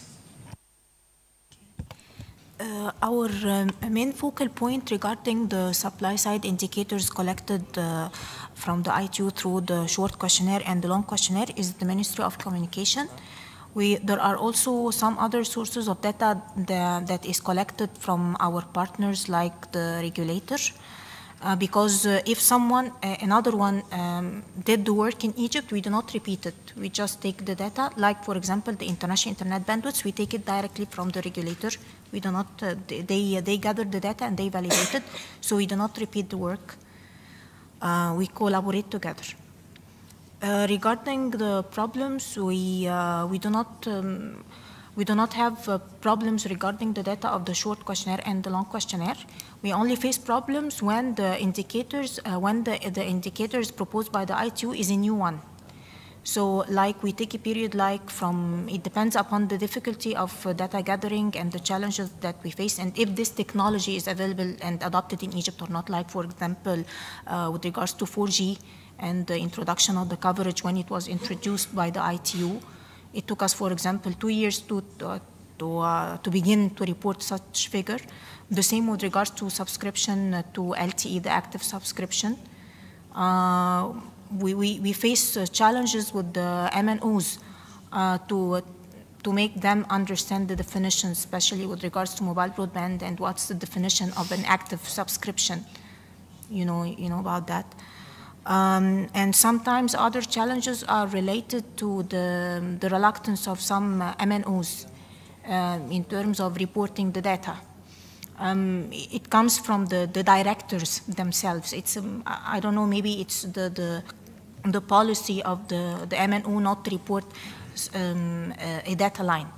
So if you will find that we didn't report a certain data item, it will be because of this. And the third challenge is, as I said, it was if a technology is a new one and is adopted like what Oman raised, but we have it for a different reason. The coverage indicators. I don't remember, like 7 indicators were introduced newly by the ITU, so we still are facing some challenges. But hopefully in the next year or 2 years we will try to mitigate this. Our needs is with regards to make the operators more committed to report to the definition, the precise definition of the ITU, because each one of them, they have their own definition. For example, Vodafone International, it has its own definition, for example, of mobile broadband. Whenever you try to tell them, no, we need to abide by the ITU definition, it's not that easy. I think you face the same problem when harmonizing data definitions between OECD, ITU, and other international organizations who's working on this kind of indicators. So my proposal, given that you are on the international level, you have a lot of data, you can tell us when the definition changes, how this affects changes in the data, and did countries report data differently or not? This would be very important to us if, for example, in the new Information Society report, you publish a section about this, how this affects. It will make countries more committed. For example, the international internet bandwidth. If you see that other countries, reported a bigger or a highest number, other countries will be challenged to change their definition and report new numbers. And also, given your international experience, I might report a number that you know by heart that this number is wrong because of your experience. So it would be great if you come back to the country and tell them, no, this number is wrong because you know it. You're benchmarking the whole world market. So it would be very nice to know about this and face the countries that this number, no, it cannot be like this. Thank you. Thank you very much, Egypt, for this. Please, Djibouti. Zamzam from Djibouti. Sorry for my English. We speak French in my country. So in my country, the focal point for the supply side data is the Ministry of Communication. So we collect data through Excel sheets. We collect data for the WTI and ICT price basket. And in this field, the ITU handbook is very useful for us and for the operator. We have only one operator in Djibouti. And we are aware on AGTI updates on indicator. The main challenge in my country is in the ministry is the lack of statistical department in the operator. So we have to run after each department and telecom farm and internet department, mobile department to ask for data. And the other challenge is like Safa said, is the coverage indicator on coverage. Thank you. That's all for me. Thank you very much. Belarus Republic. Добрый день, уважаемые дамы и господа. Значит, основная организация, которая собирает статистику по отрасли ИКТ, является Министерство связи. Вот, они как раз собирают статистику по административным данным от операторов электросвязи, и Национальный статистический комитет, который проводит обследование домашних хозяйств и юридических лиц. В Беларуси была проведена довольно большая работа по обеспечению соответствия показателей, собираемых на национальном уровне, с рекомендациями МС. Вот. И были сформированы, значит, формы для заполнения показателей, указания по заполнению их в соответствии с определением Международного союза электросвязи. Значит, эти формы, они доступны на сайте Министерства электросвязи нашего. В результате, значит, операторы обязаны заполнять их, значит, 3 формы ежеквартально, точнее, 1 форма ежеквартальная и годовые формы по услугам и техническому состоянию средств электросвязи. Вот. Значит, информация собирается по состоянию средств сетей передачи данных, в том числе по абонентам, подключенным по передаваемому трафику. Значит, чтобы... Также большая работа была проведена по сбору показателей качества электросвязи. То есть каждый оператор обязан выкладывать данные о готовности работы сети, о количестве отказов, которые были в предоставлении услуг, о своем покрытии территории и жалобах, поступивших от населения на качество услуг связи. Вот. Наверное, проблемы, с которыми мы сталкиваемся, это связано с разработкой новых показателей по мониторингу, значит, развития ИКТ в смежных отраслях, например, там, здравоохранение, образование и тому подобное. Но в настоящее время проводится работа в этом направлении по дезагрегации этих областей на, значит, составляющие и цели, которые они к которым они стремятся, в том числе с помощью использования средств внедрения новых средств цифровизации и ИКТ. И мой коллега, я думаю, сегодня расскажет об этом. Вот. Ну и, естественно, вопросы возникают с внедрением новых показателей. Допустим, если какие-то рекомендации появляются на международном уровне, на уровне МСН, например, то это требует определенного времени. Вот, например, в настоящее время показатель по покрытию стационарными сетями электросвязи еще не включен в формы для сбора показателей, которые вот присутствуют на сайте Министерства связи. Вот. И было бы здорово, конечно, узнавать о всех обновлениях, которые происходят в ключевых показателях ИКТ электросвязи собираемых, чтобы эти изменения вносить в соответствующие документы и собирать своевременно эти показатели. Спасибо. Thank you very much. Now, briefly, please, because we are running out of time, Azerbaijan, Saudi Arabia, and Algeria. Thank you. Thank you very much. Minister of Transport, Communication and High Technologies of the Republic of Azerbaijan.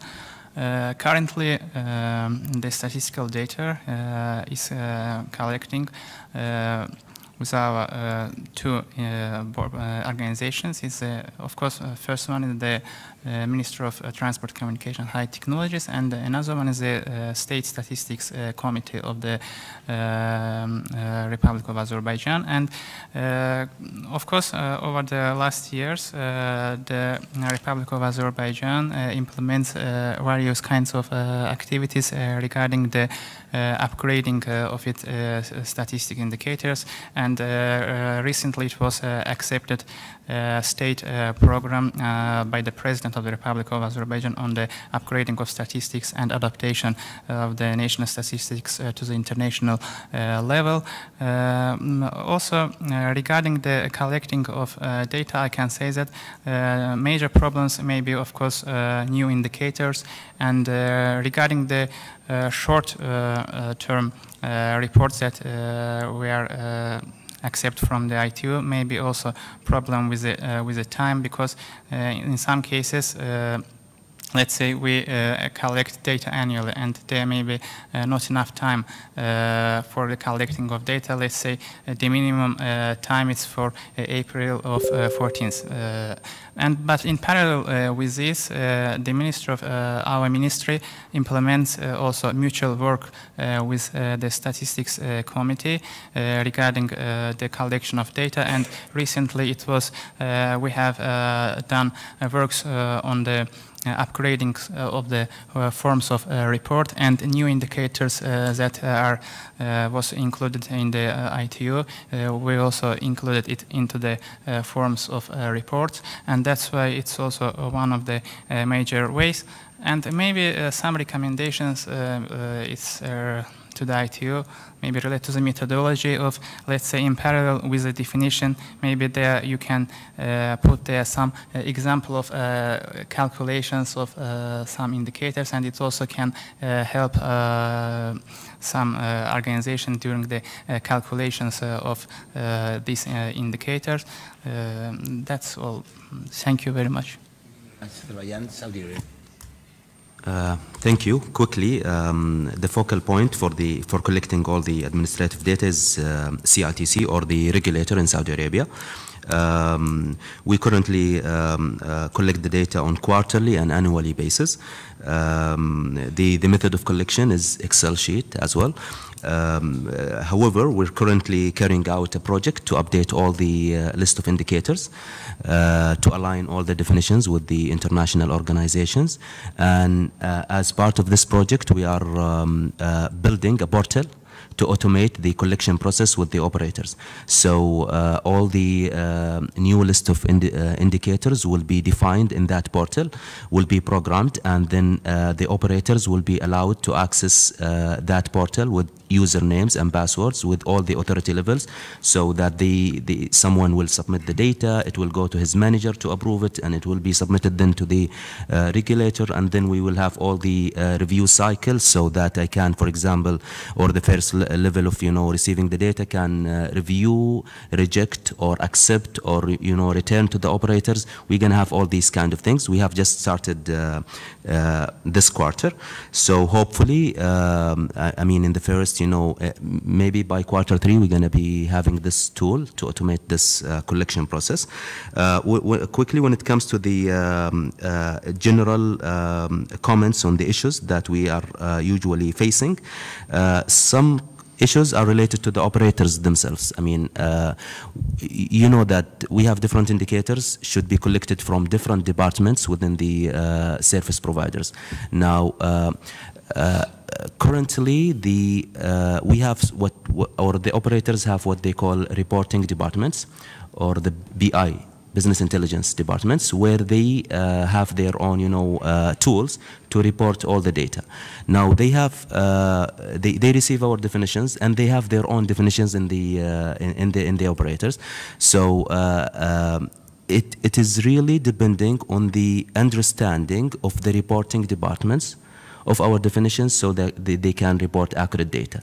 Sometimes, as Egypt mentioned, they have their own definitions. For example, we consider the active definition as 3 months, while because of their, regulatory, for example, mandates, they can only terminate a line if it is not active for 4 months, for example. Okay, now these kind of things need some kind of alignment. When it comes to the indicators themselves, we have some issues. I think one of the newly added indicators, which is related to the home-based indicator, maybe we can talk about it tomorrow.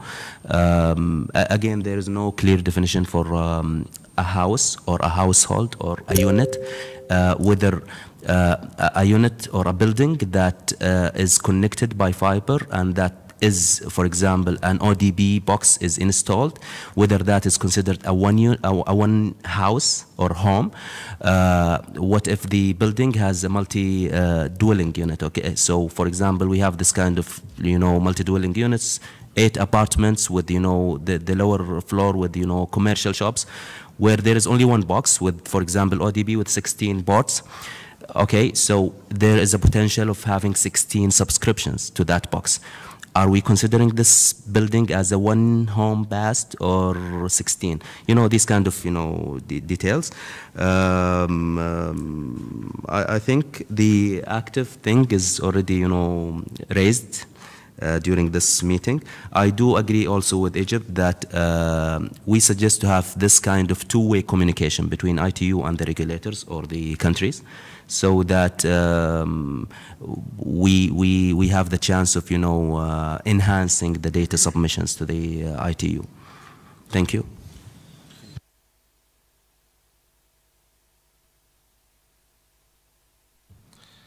It's Monsieur Lamouri for Algeria. I don't speak English, but I speak Arabic, and my friend from Saudi. أولا أشكر الاتحاد الدولي للاتصالات على هذه الورشة، وكذا دولة أوزبكستان على التنظيم الجيد. So he's thanking the ITU and Uzbekistan for hosting this event.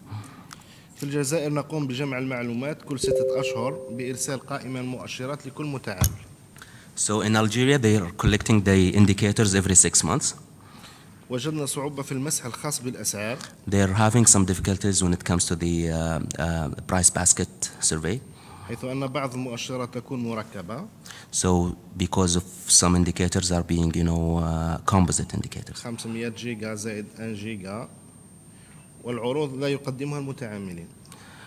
Okay, so they have, again, because of the composite indicators, they have, different offers from the operators. كما أن في آخر تقرير الخاص بالأسعار لم نجد معامل سر تو تشونج. What's that? Tax of?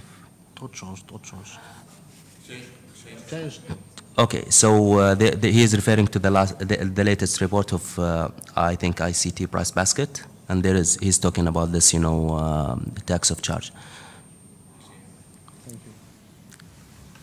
Thank you very much, Algeria, and the translation. Thank you very much. So we're a bit running out of time. I really want to appreciate all the interventions, really. Just only one point, which I think is important, since everybody is asking for predictability and time to adjust. I announced, you know, that there are new indicators that are going to be collected, as you know. Some of them we have been talking about, and some of them we will be talking about next, right? Be careful with the spectrum indicators. Be careful with the fixed network coverage, which I realize there are problems, which is usual case. Be careful with the price baskets updates, because these things are coming up very soon. With the 4G network coverage, with this, even though it's from demand side, by the skills indicators, which are 9 there behind.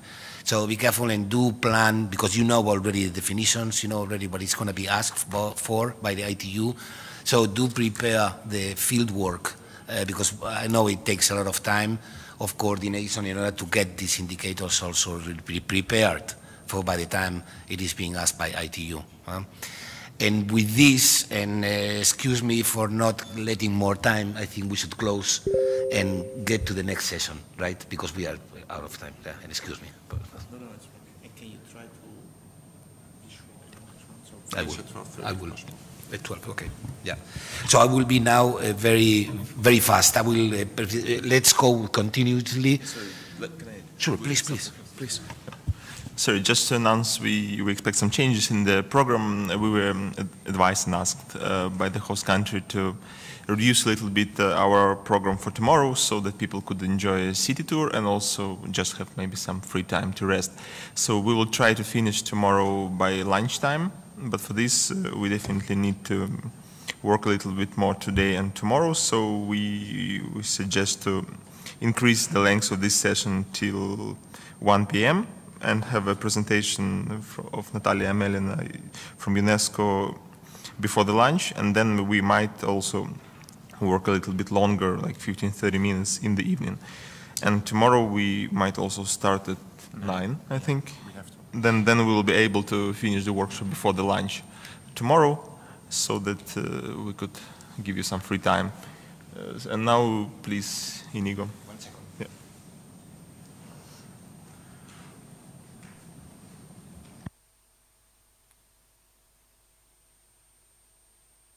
Okay, I will be then brief on new indicators. Very especially, we'll be talking about the spectrum indicators, and just slightly on international roaming. I will try to make it very brief. Now,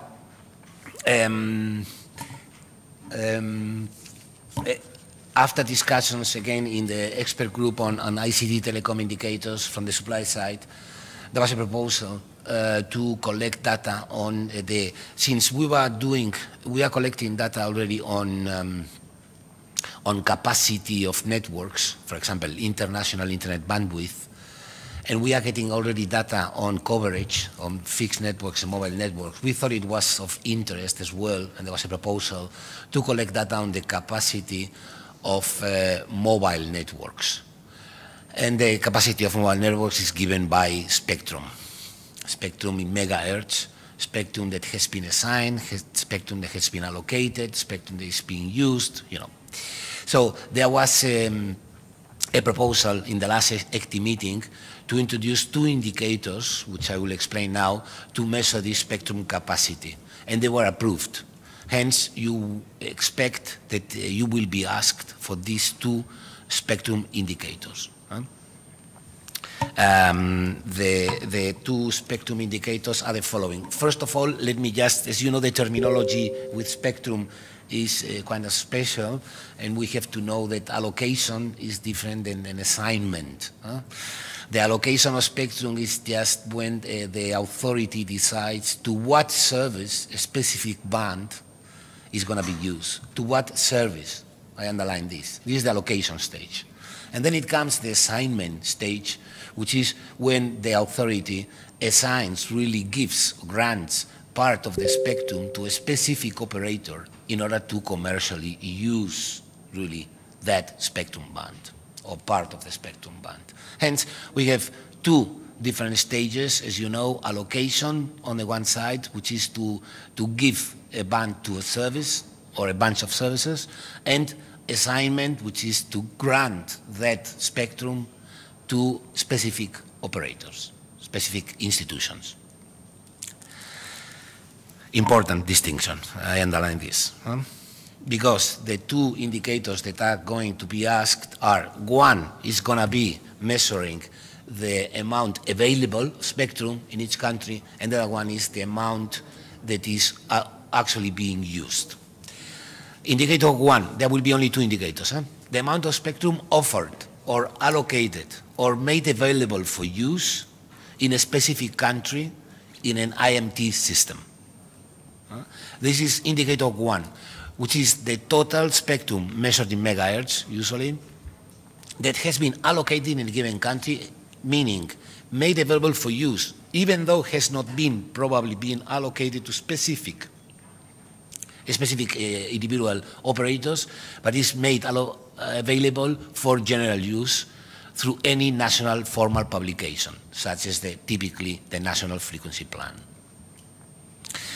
This indicator, it is not enough, as you know very well, just to give how many megahertz are available, theoretically available. But the good thing to do is to distinguish how much of it is available for any service, but broken down in different blocks or bands, if you want. The block number one is the block that deals with frequencies below 1 gigahertz. The block number two is the block that deals with frequencies or bands between 1 gigahertz and 6 gigahertz. And the third block is the ones that is dealing with frequencies above 6 gigahertz, very high frequencies actually. So that you can get an idea, just as a classification, this spectrum allocated refers to nationally allocated, refers to any kind of technology or standard underlying it, and it may be that a country allocates only parts of the band, but this wouldn't be that important. Now, the indicator itself will be a relative indicator, will be not the amount of megahertz total allocated, but the total megahertz allocated divided by something, which is the recommended spectrum that ITU recommends to be allocated for each band.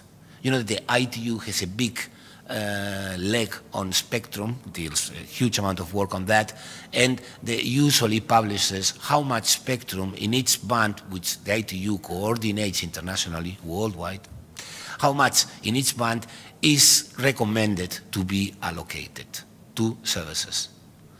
Hence, indicator number one will be a relative indicator, will be how much in a specific band and in all bands has the country allocated already for a potential service to be used, divided by the total amount that the ITU recommends to be allocated for that band. This is indicator number one. Just as an example, look on all the three blocks that I was saying of different bands, or all the bands that are here listed, possible where spectrum may be allocated. Some of these bands, of course, are not really used or are used for military or public purposes, and some bands are used. In block that is, just to pick up an example, block below 1 gigahertz bands, we have the very famous and attractive 700 megahertz bands, 800 megahertz bands, the 900 megahertz bands. One of them was recently refarmed, the 700 one, and the 900 one, because it was used by TV, open-air TV users, and now it is basically used, reallocated to mobile broadband. But also we have here the whole list of bands. I want to insist on the indicator number 1, which is in each of these bands, what you are going to be asked for is how much in each band has been allocated divided by the total amount the ITU recommends in each band to be allocated as maximum capacity.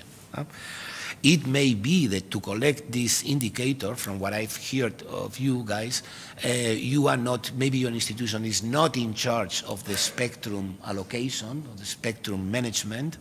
It may be that you need to coordinate with the spectrum authority in order to get this data done and provisioned.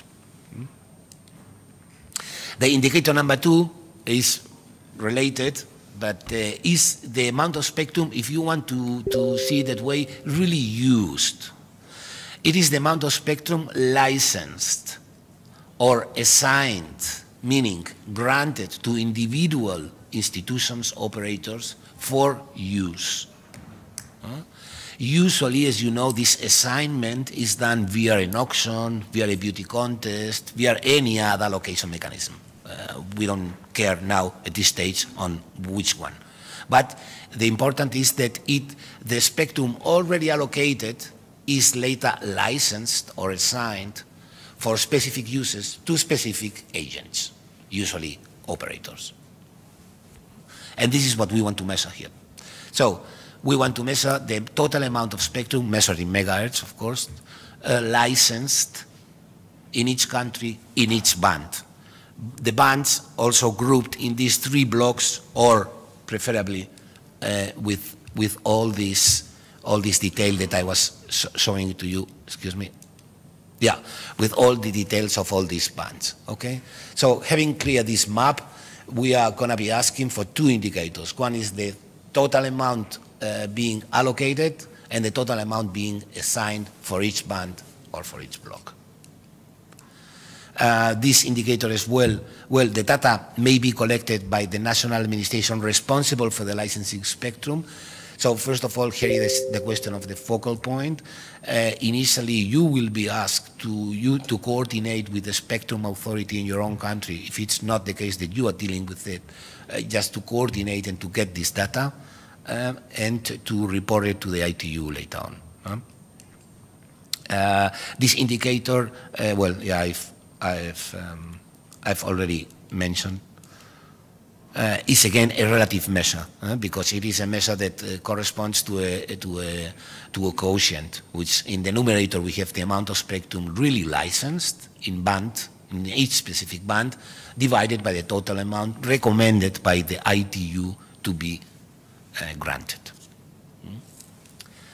So 2 indicators, well, and now I have, just as a way of illustration, I have 2 examples. One is for the European Union and one is for Latin America for both indicators.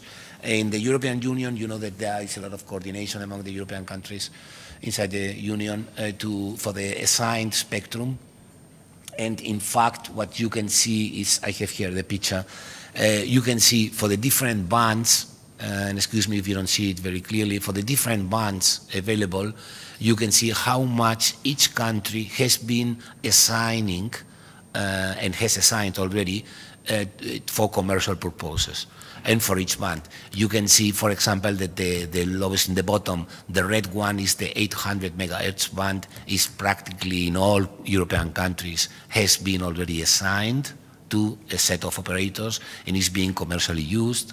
The same goes with the 900 megahertz bands or the 1.5, 1.8, 2 gigahertz bands. As you can see, practically all the countries have assigned a specific amount of megahertz, which is on the vertical axis.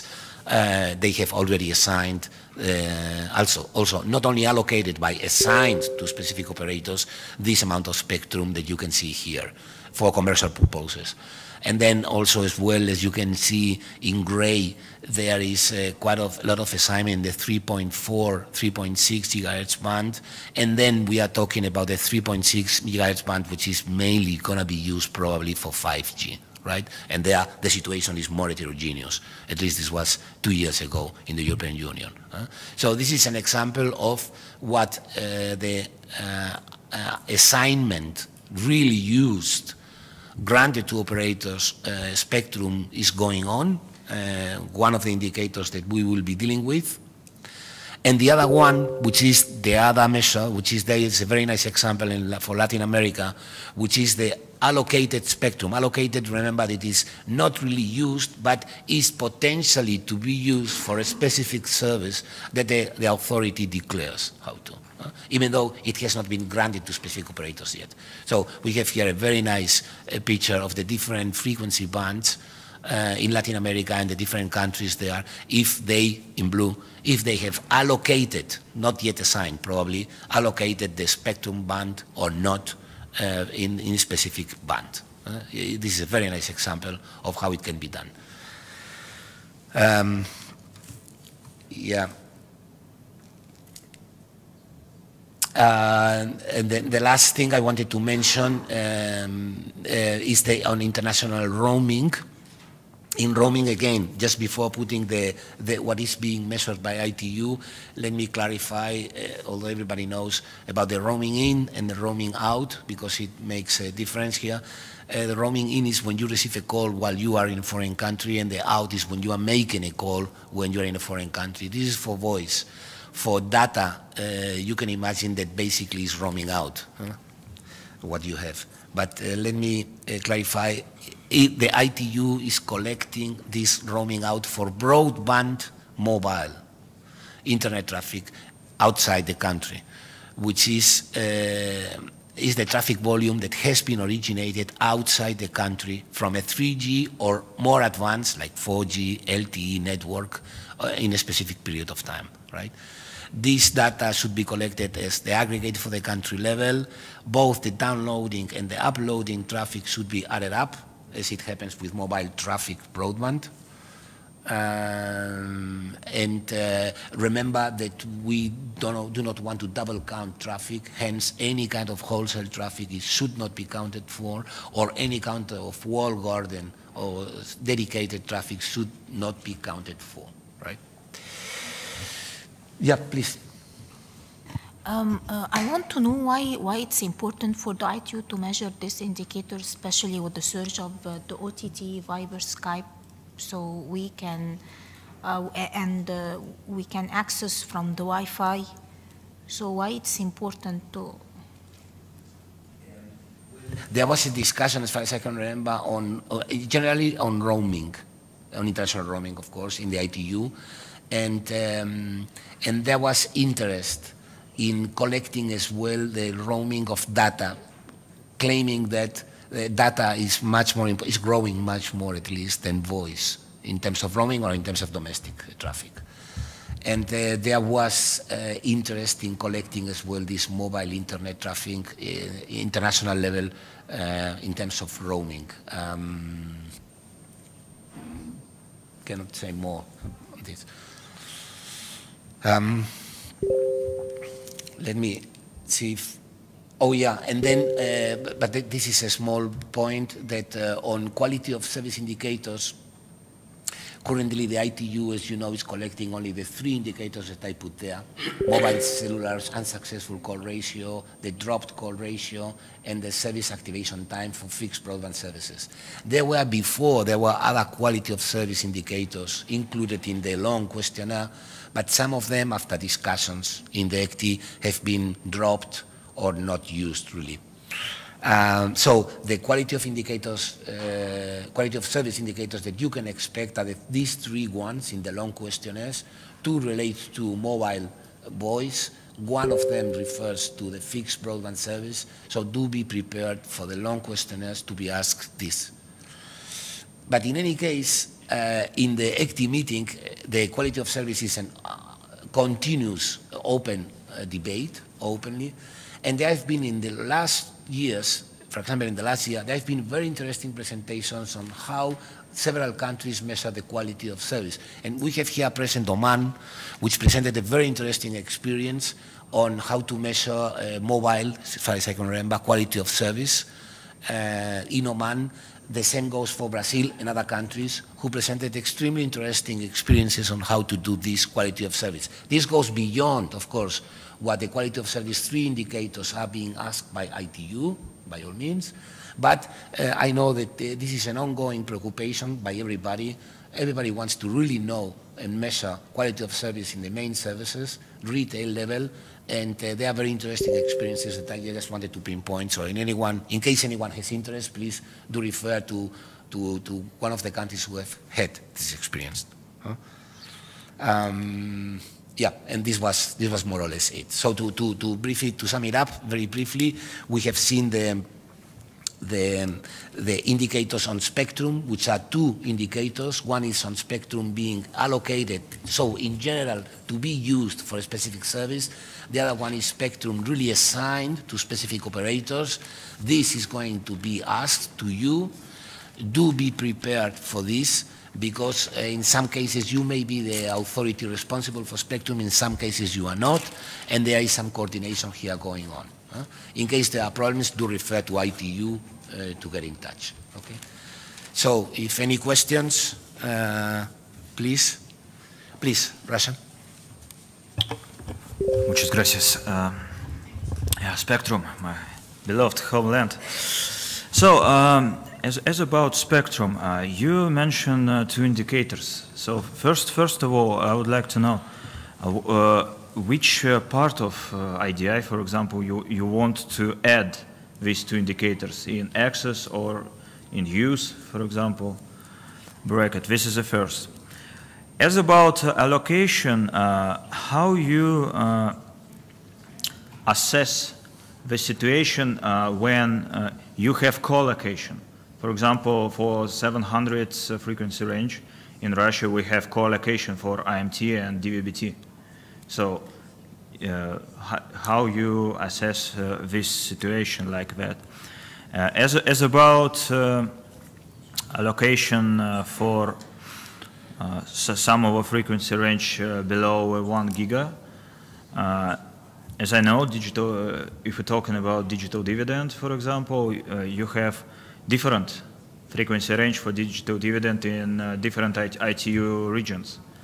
For example, in region 1, it's usually digital dividend 1 and 2, it's 8 and 700s. But if I remember well, in America region, it's 7 and 600. So by that, how you assess this situation, because you can some kind of discriminate some of the region. Also, you mentioned in some part that you have the formula. Could you sure pass for the formula? Yes, thank you. So you have, it's about the license, but it doesn't matter because formula is the same. You have amount, spectrum, allocation, and band versus recommended spectrum by ITU.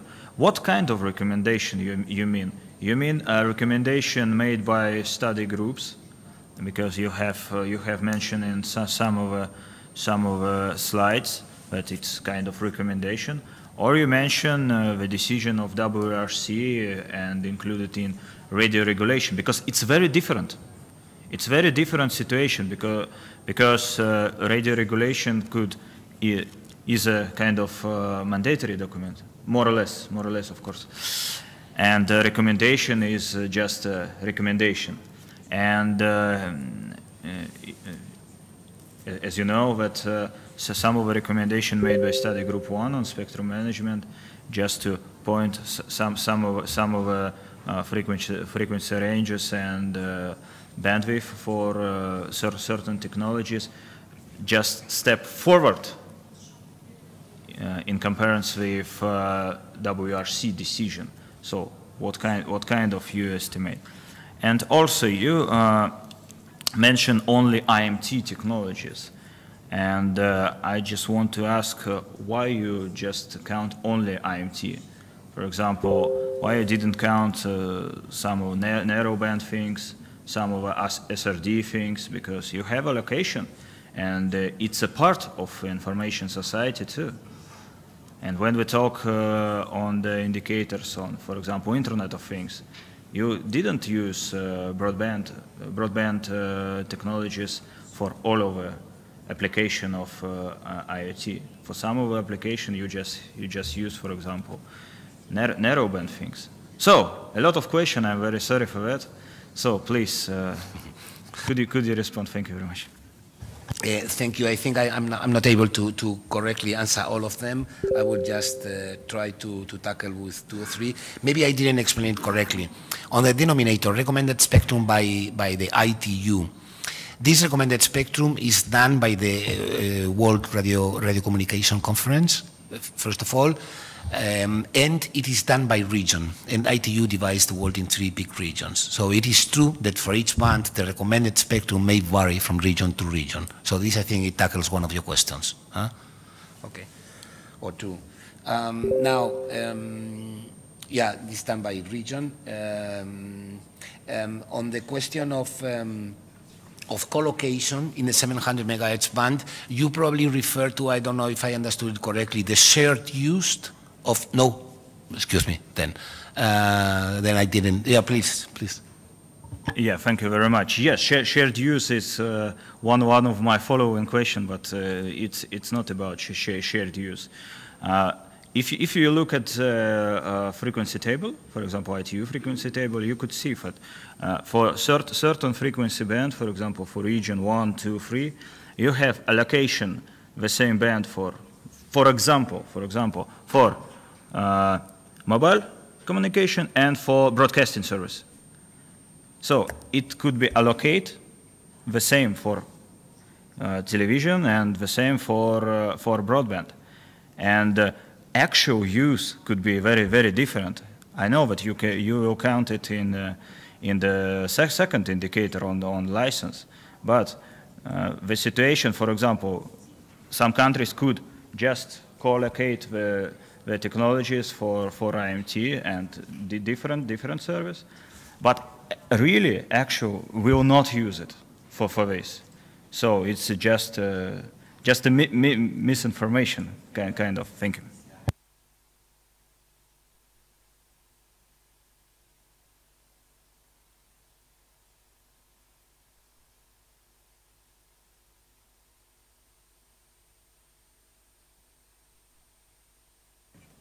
Now, one indicator is just capacity that has been allocated. The other indicator is the use. The use, at least the granting to a specific operator to use it. Okay. So in terms of the capacity allocated, if it's shared among different uses, it will be shared, and then you can count it no matter what the uses is. In the second indicator, the use, or at least an approximation of the use, can be proxy by if this band has been really granted to specific operators for commercial use. Okay? So in one indicator, you wouldn't be able to distinguish what you mentioned. In the other indicator, you probably would. This is an approximation via the operator. Okay? And the last question I'm not able to reply to, which was on why only IMT and not other bands. I'm not sure now about the reply. I prefer not to get into this. So, any further questions, please? Any further comments? No. If not, then we finish here like this. Yeah, please. Yeah, if nobody wants, let's continue. So. You are talking about IMT technologies, you are talking that granting us broadband access to the technology.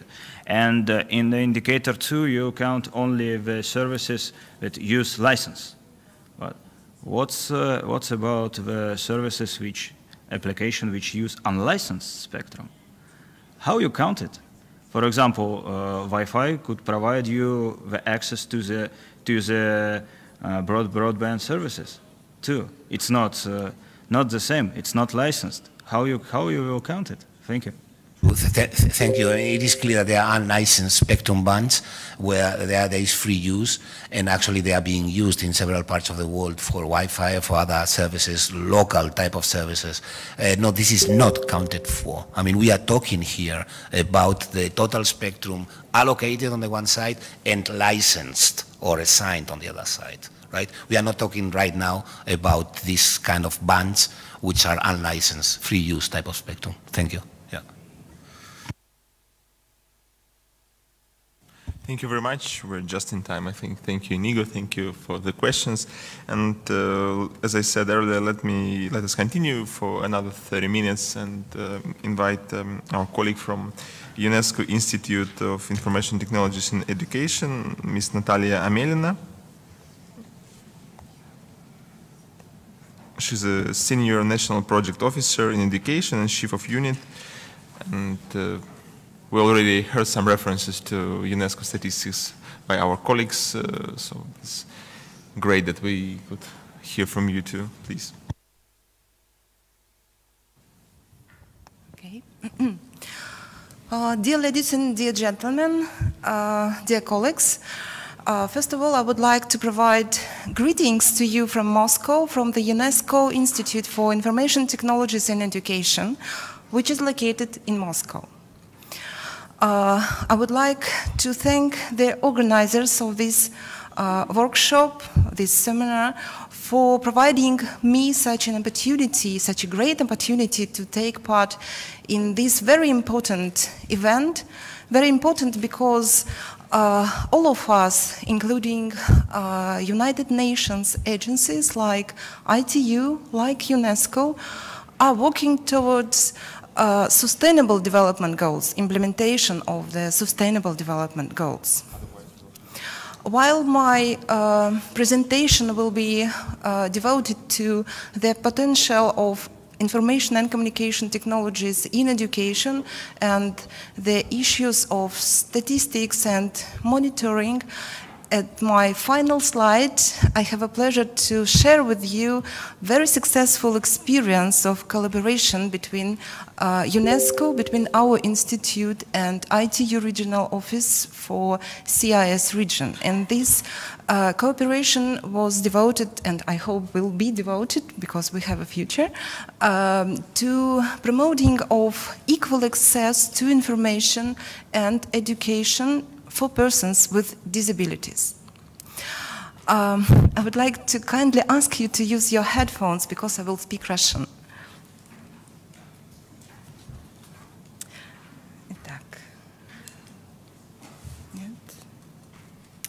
How I can operate it? Вниз. Yes, great. Итак, Институт ЮНЕСКО по информационным технологиям в образовании, расположенный в Москве, в Российской Федерации, был создан по решению 29-й сессии Генеральной конференции ЮНЕСКО в 1997 году и является структурным подразделением ЮНЕСКО в целом. При этом хочу отметить, что наш институт является единственным институтом ЮНЕСКО первой категории, который специализируется в области информационных и коммуникационных технологий в образовании.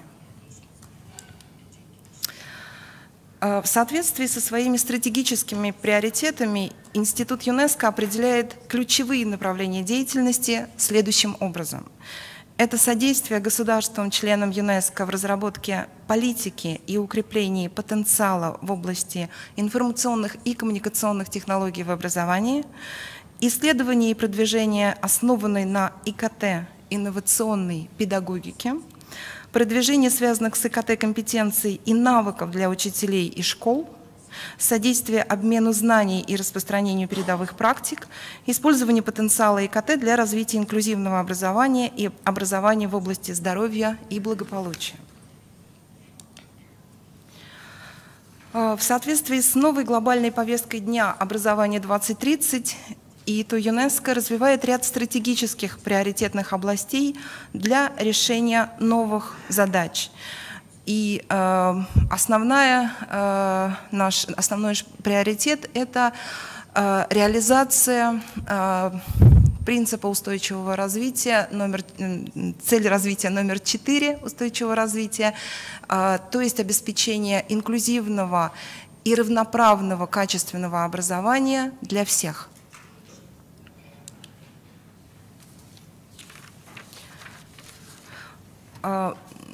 Говоря о конкретных программах нашего института, хотелось бы отметить следующие программные направления деятельности, которые мы осуществляем в настоящее время. Это Профессиональное развитие учителей на основе инновационной педагогики в области ИКТ, обучение для будущего и развитие ИКТ-компетенций школ, ИКТ в образовании людей с ограниченными возможностями здоровья в области политики и в области практики, ИКТ в образовании здоровья и благополучия, повышение медийной информационной грамотности и внедрение открытых образовательных ресурсов. Я хотела бы отметить, что ЮНЕСКО, начиная с 2009 года, занимается разработкой стандартов в области, профессиональных стандартов в области ИКТ компетентности учителей. Эта работа так и называется ICT, CIS на английском аббревиатура, и наш институт принимал в разработке и адаптации этих стандартов самое активное участие. Нами были переведены эти стандарты на несколько языков, включая русский и монгольский языки, а также мы разработали рекомендации по адаптации этих профессиональных стандартов на национальном уровне. И в этой связи я хотела бы поблагодарить Республику Узбекистан, с которой мы очень тесно взаимодействуем. Именно Узбекистан явился первым государством на территории стран СНГ, которые адаптировали рекомендации ЮНЕСКО в области ИКТ компетентности учителей на национальном уровне, то есть разработали национальные стандарты ИКТ компетенции учителей.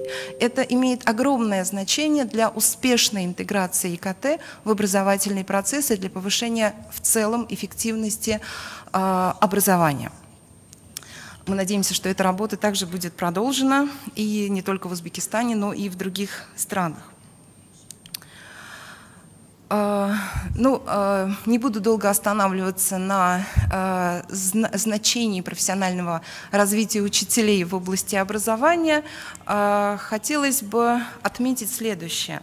Наверняка многие из вас знают, для тех, кто не знает, скажу, что человек, представленный на слайде ниже, это Олвин Толфлер, простите, пожалуйста, который является американским футуристом, американским писателем, достаточно широко известным своими работами, посвященными современным технологиям, в том числе таким как Digital Revolution или цифровая революция, а также революция в области коммуникации.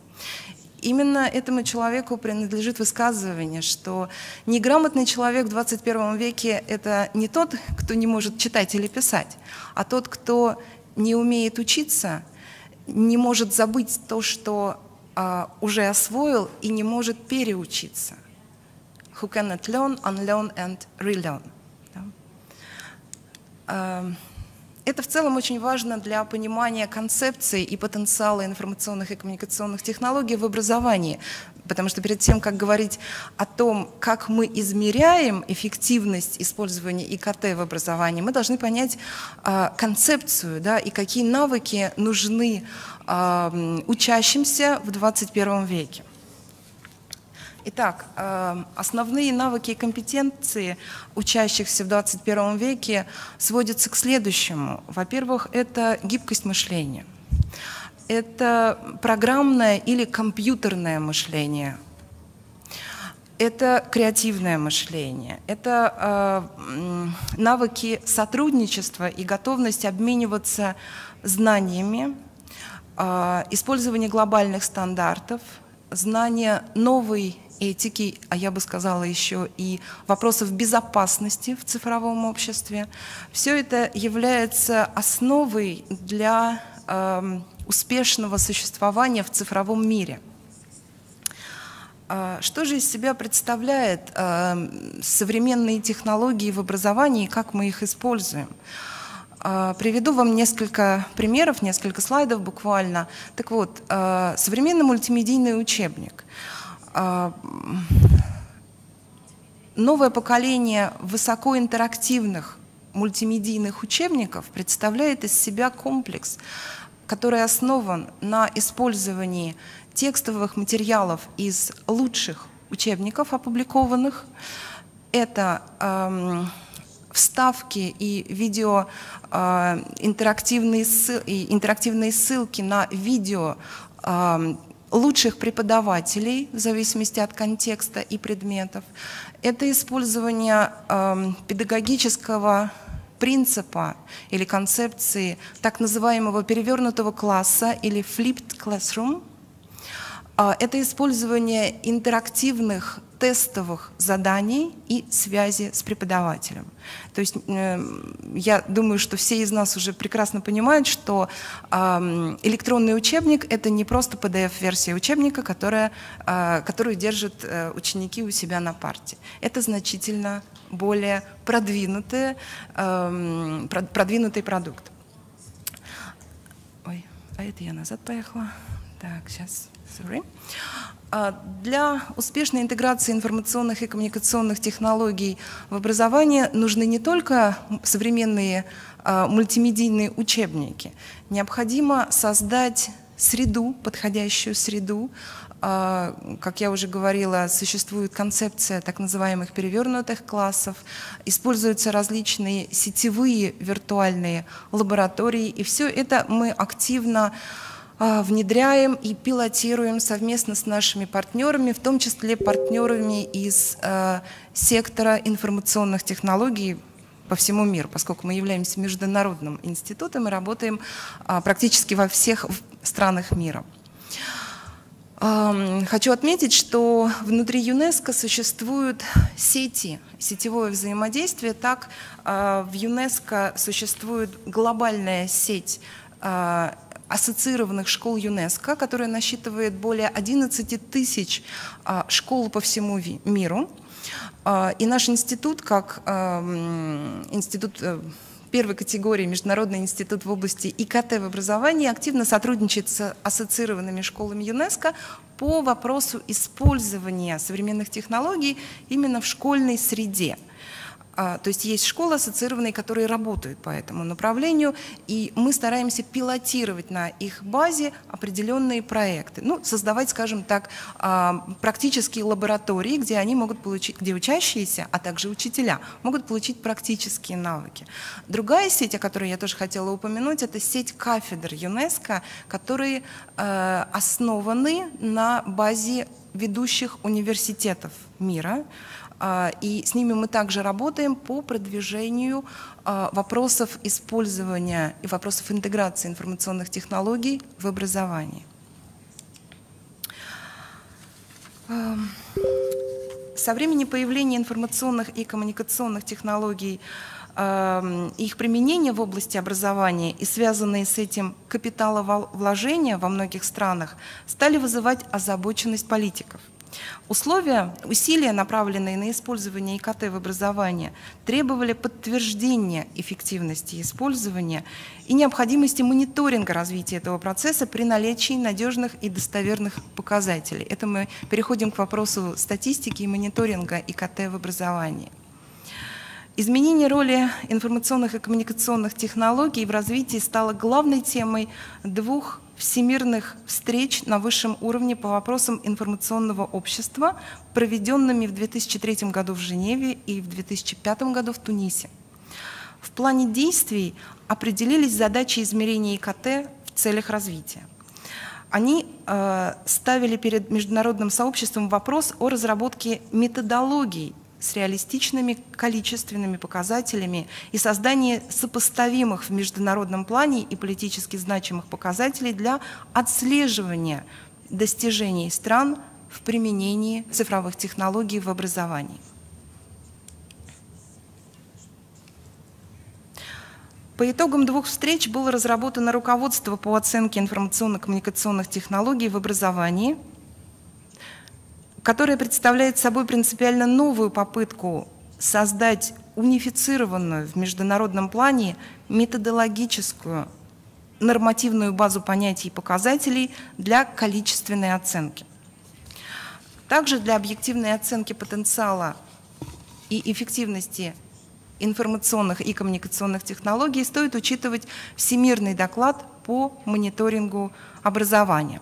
Здесь я должна оговориться, что наш институт, Институт ЮНЕСКО по информационным технологиям в образовании, конечно, проводит определенный мониторинг в этой области, но основная заслуга в области сбора данных и статистики принадлежит, конечно, Институту статистики образования, который расположен в Канаде, как вы знаете.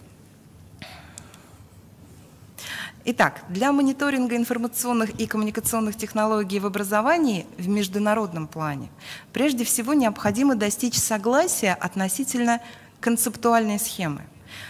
Наряду с этим следует рассмотреть некоторые оперативные ограничения.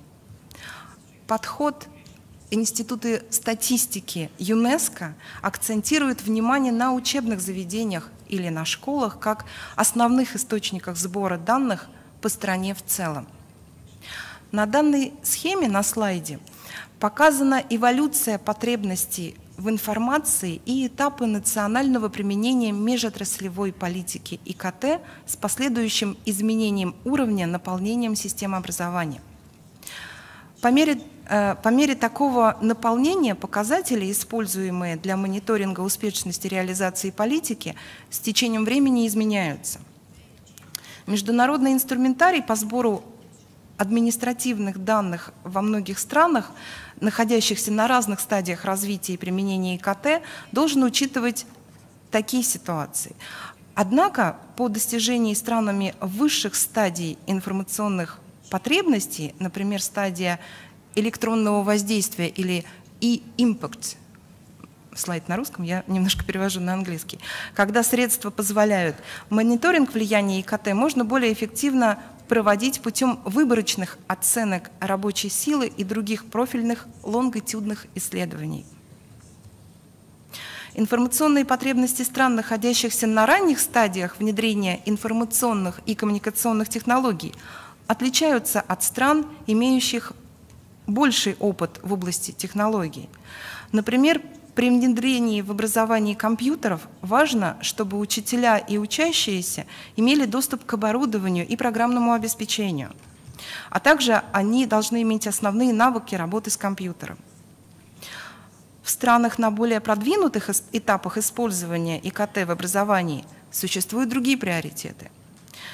Это такие приоритеты, как управление педагогическими инновациями, адаптивные и инклюзивные учебные планы, организационные изменения, постоянная техническая поддержка, непрерывное развитие квалификации преподавателей. Таким образом, с течением времени стоящие перед политиками задачи, ответственными за принятие решений, меняются.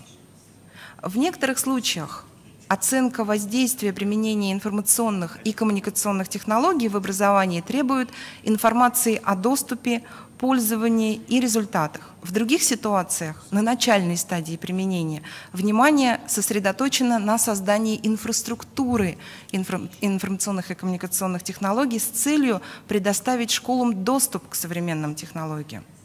В последующем акцент делается на соответствующем применении ИКТ для реализации намеченных результатов обучения.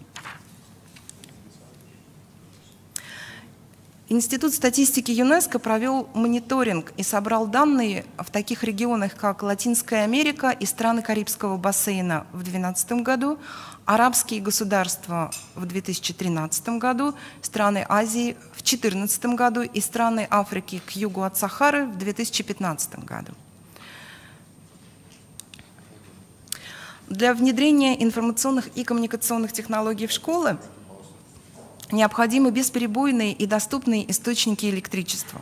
Однако во многих развивающихся странах условия в сельских, отдаленных и кочевых регионах часто игнорируются при разработке национальной инфраструктуры, даже если они могут использовать инновационные решения в области информационных и коммуникационных технологий. Во всех других регионах на представленной диаграмме показано, что доля электрифицированных начальных и средних школ существенно различается между странами. Например, в арабских государствах электричество было во всех школах. В Египте уже в 2010 году, в Омане и Катаре Катаре в 2011 году, в Палестине в 2012, тогда как в Мавритании только 2% и 36% начальных и средних школ соответственно были электрифицированы в 2012 году. Это лишь небольшие примеры, просто выборки из статистики.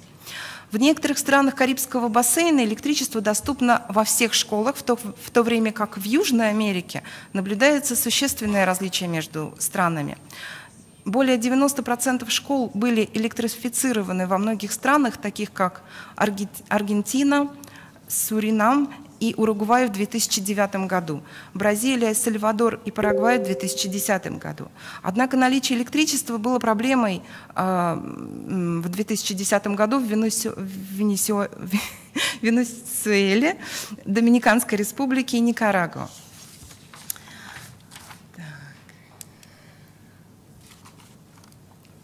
В большинстве развивающихся стран средние школы чаще электрифицированы, чем начальные школы.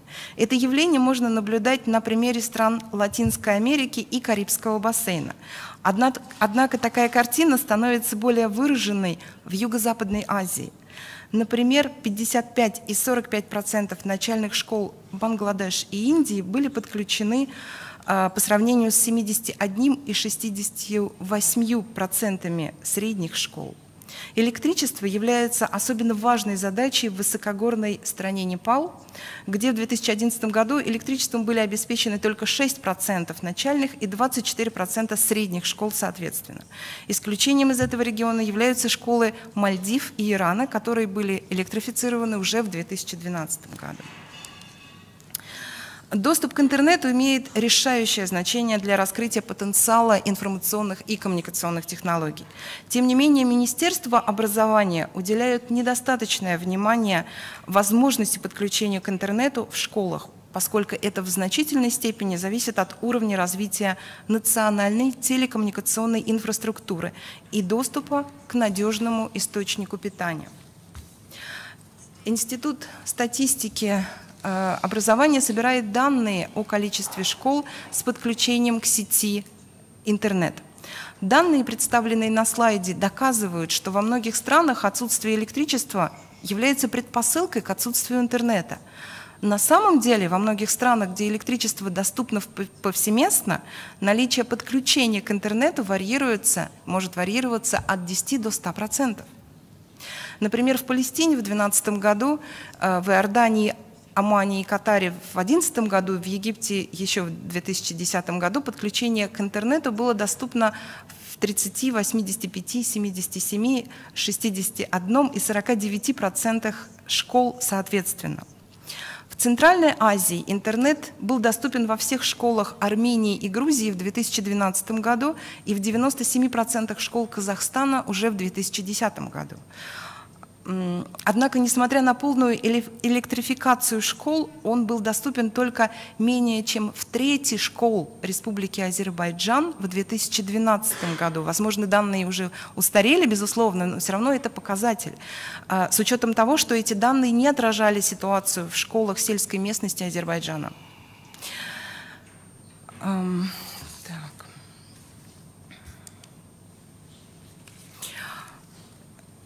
Для того, чтобы обеспечить высокий уровень преподавания с использованием компьютеров и интернета, отвечающих потребностям всех школьников, должно быть установлено достаточное количество компьютеров, то есть количество компьютеров должно соответствовать количеству учеников. Показательный пример, например, хочу привести, это страна со средним уровнем дохода Грузия смогла существенно снизить показатели с более чем 200 к 1, ну, имеется в виду 200 учеников на один компьютер в 2004 году до 7 учеников на один компьютер в 2012 году благодаря амбициозной программе «Прыжок оленя», направленной на обеспечение всех школ компьютерами. Так, не двигается. Так. Ну, переходя к выводам, завершая, так сказать, обобщая мой сегодняшний доклад, Хочу сказать, что статистические данные показывают, что, во-первых, большие различия существуют в доступе к сети интернет и использованию информационных и коммуникационных технологий в образовании в разных странах. То есть существует цифровой разрыв. Хотя мы еще определяем внутри ЮНЕСКО, существует еще и педагогический разрыв, но это немного другая тема. Второе, что я хотела бы отметить сегодня, развивающиеся страны все еще находятся на стадии готовности, так называемая стадия e-readiness, в то время как развитые страны в стадии воздействия или e-impact stage. Хочется отметить, что, к сожалению, отсутствуют полные статистические данные во многих странах, особенно в развивающихся. Нет сравнительных динамических рядов данных, что препятствует наблюдению за прогрессом и мониторингом. И последнее, что важно отметить, это использование информационных и коммуникационных технологий в образовании связано с национальным доходом. Однако были достигнуты значительные успехи в некоторых развивающихся странах, которые проводят решительную политику и установили целевые показатели в сфере применения ИКТ в образовании на уровне государства, на уровне государственной политики. И тому мы знаем немало примеров. Ну и в завершение, как я и обещала, я коротко, буквально в 2 словах расскажу о проекте, который не имеет непосредственного отношения к теме статистики в области образования, но имеет непосредственное отношение к достижению целей устойчивого развития. Так вот, начиная с 2011 года ЮНЕСКО тесно сотрудничала с представительством Международного союза электросвязи на территории стран СНГ, и за это время мы создали 6 специализированных IT-центров для лиц с ограниченными возможностями здоровья. Цель этой инициативы сводится к следующему. Все эти центры были оснащены современными технологиями, так называемыми вспомогательными технологиями для людей с ограниченными возможностями здоровья, так называемые assistive technologies. На базе этих центров мы совместно с ITU проводили семинары с привлечением международных специалистов для национальных экспертов в этой области, для учителей, которые, в свою очередь, распространяют знания и работают непосредственно с инвалидами в своих странах. То есть эти центры явились площадкой для повышения квалификации национальных специалистов в области использования информационных и коммуникационных технологий для людей с ограниченными возможностями здоровья. Так, например, в 2011 году был создан первый центр в Республике Армения, в Ереване, и был оснащен технологиями для лиц с нарушениями зрения. Все эти центры, в Белоруссии создано 2 центра для лиц с нарушениями слуха и нарушениями коммуникации и речи. В Киргизии был создан центр. Сейчас ведем переговоры с Республикой Узбекистан о создании такого центра. Ну и, собственно, эти все центры предоставляют открытый доступ к информации, предоставляют услуги консультации или консультирования для самих людей, у которых есть в этом потребность. То есть любой человек, например, с нарушением зрения, может прийти в этот центр, получить консультацию, воспользоваться специализированными технологиями для доступа в интернет и для, допустим, самообразования. Это был мой последний слайд. Я хочу поблагодарить вас за внимание. Большое спасибо, и мы готовы к сотрудничеству. Спасибо большое, Наталья, за прекрасную презентацию, за наше сотрудничество. Хотел бы также большая просьба ко всем, кто делал презентации на русском языке. Все участники из арабских стран, и коллеги из штаб-квартиры, и арабского офиса просят по возможности перевести ваши слайды на английский язык для загрузки на сайт. То есть там, в течение нескольких дней после семинара направить нам, чтобы мы могли их разместить на сайте. Поэтому большая просьба такая. Вот у нас времени уже, к сожалению, на вопросы и ответы нет, поэтому, пожалуйста, вопросы к Наталье офлайн. Sorry, we don't have any more time for questions, so please, if you have any questions, ask Natalia offline. We now have a break for lunch, for 1 hour break. I believe the lunch will be in the same place, so thank you all, and please, bon appetit.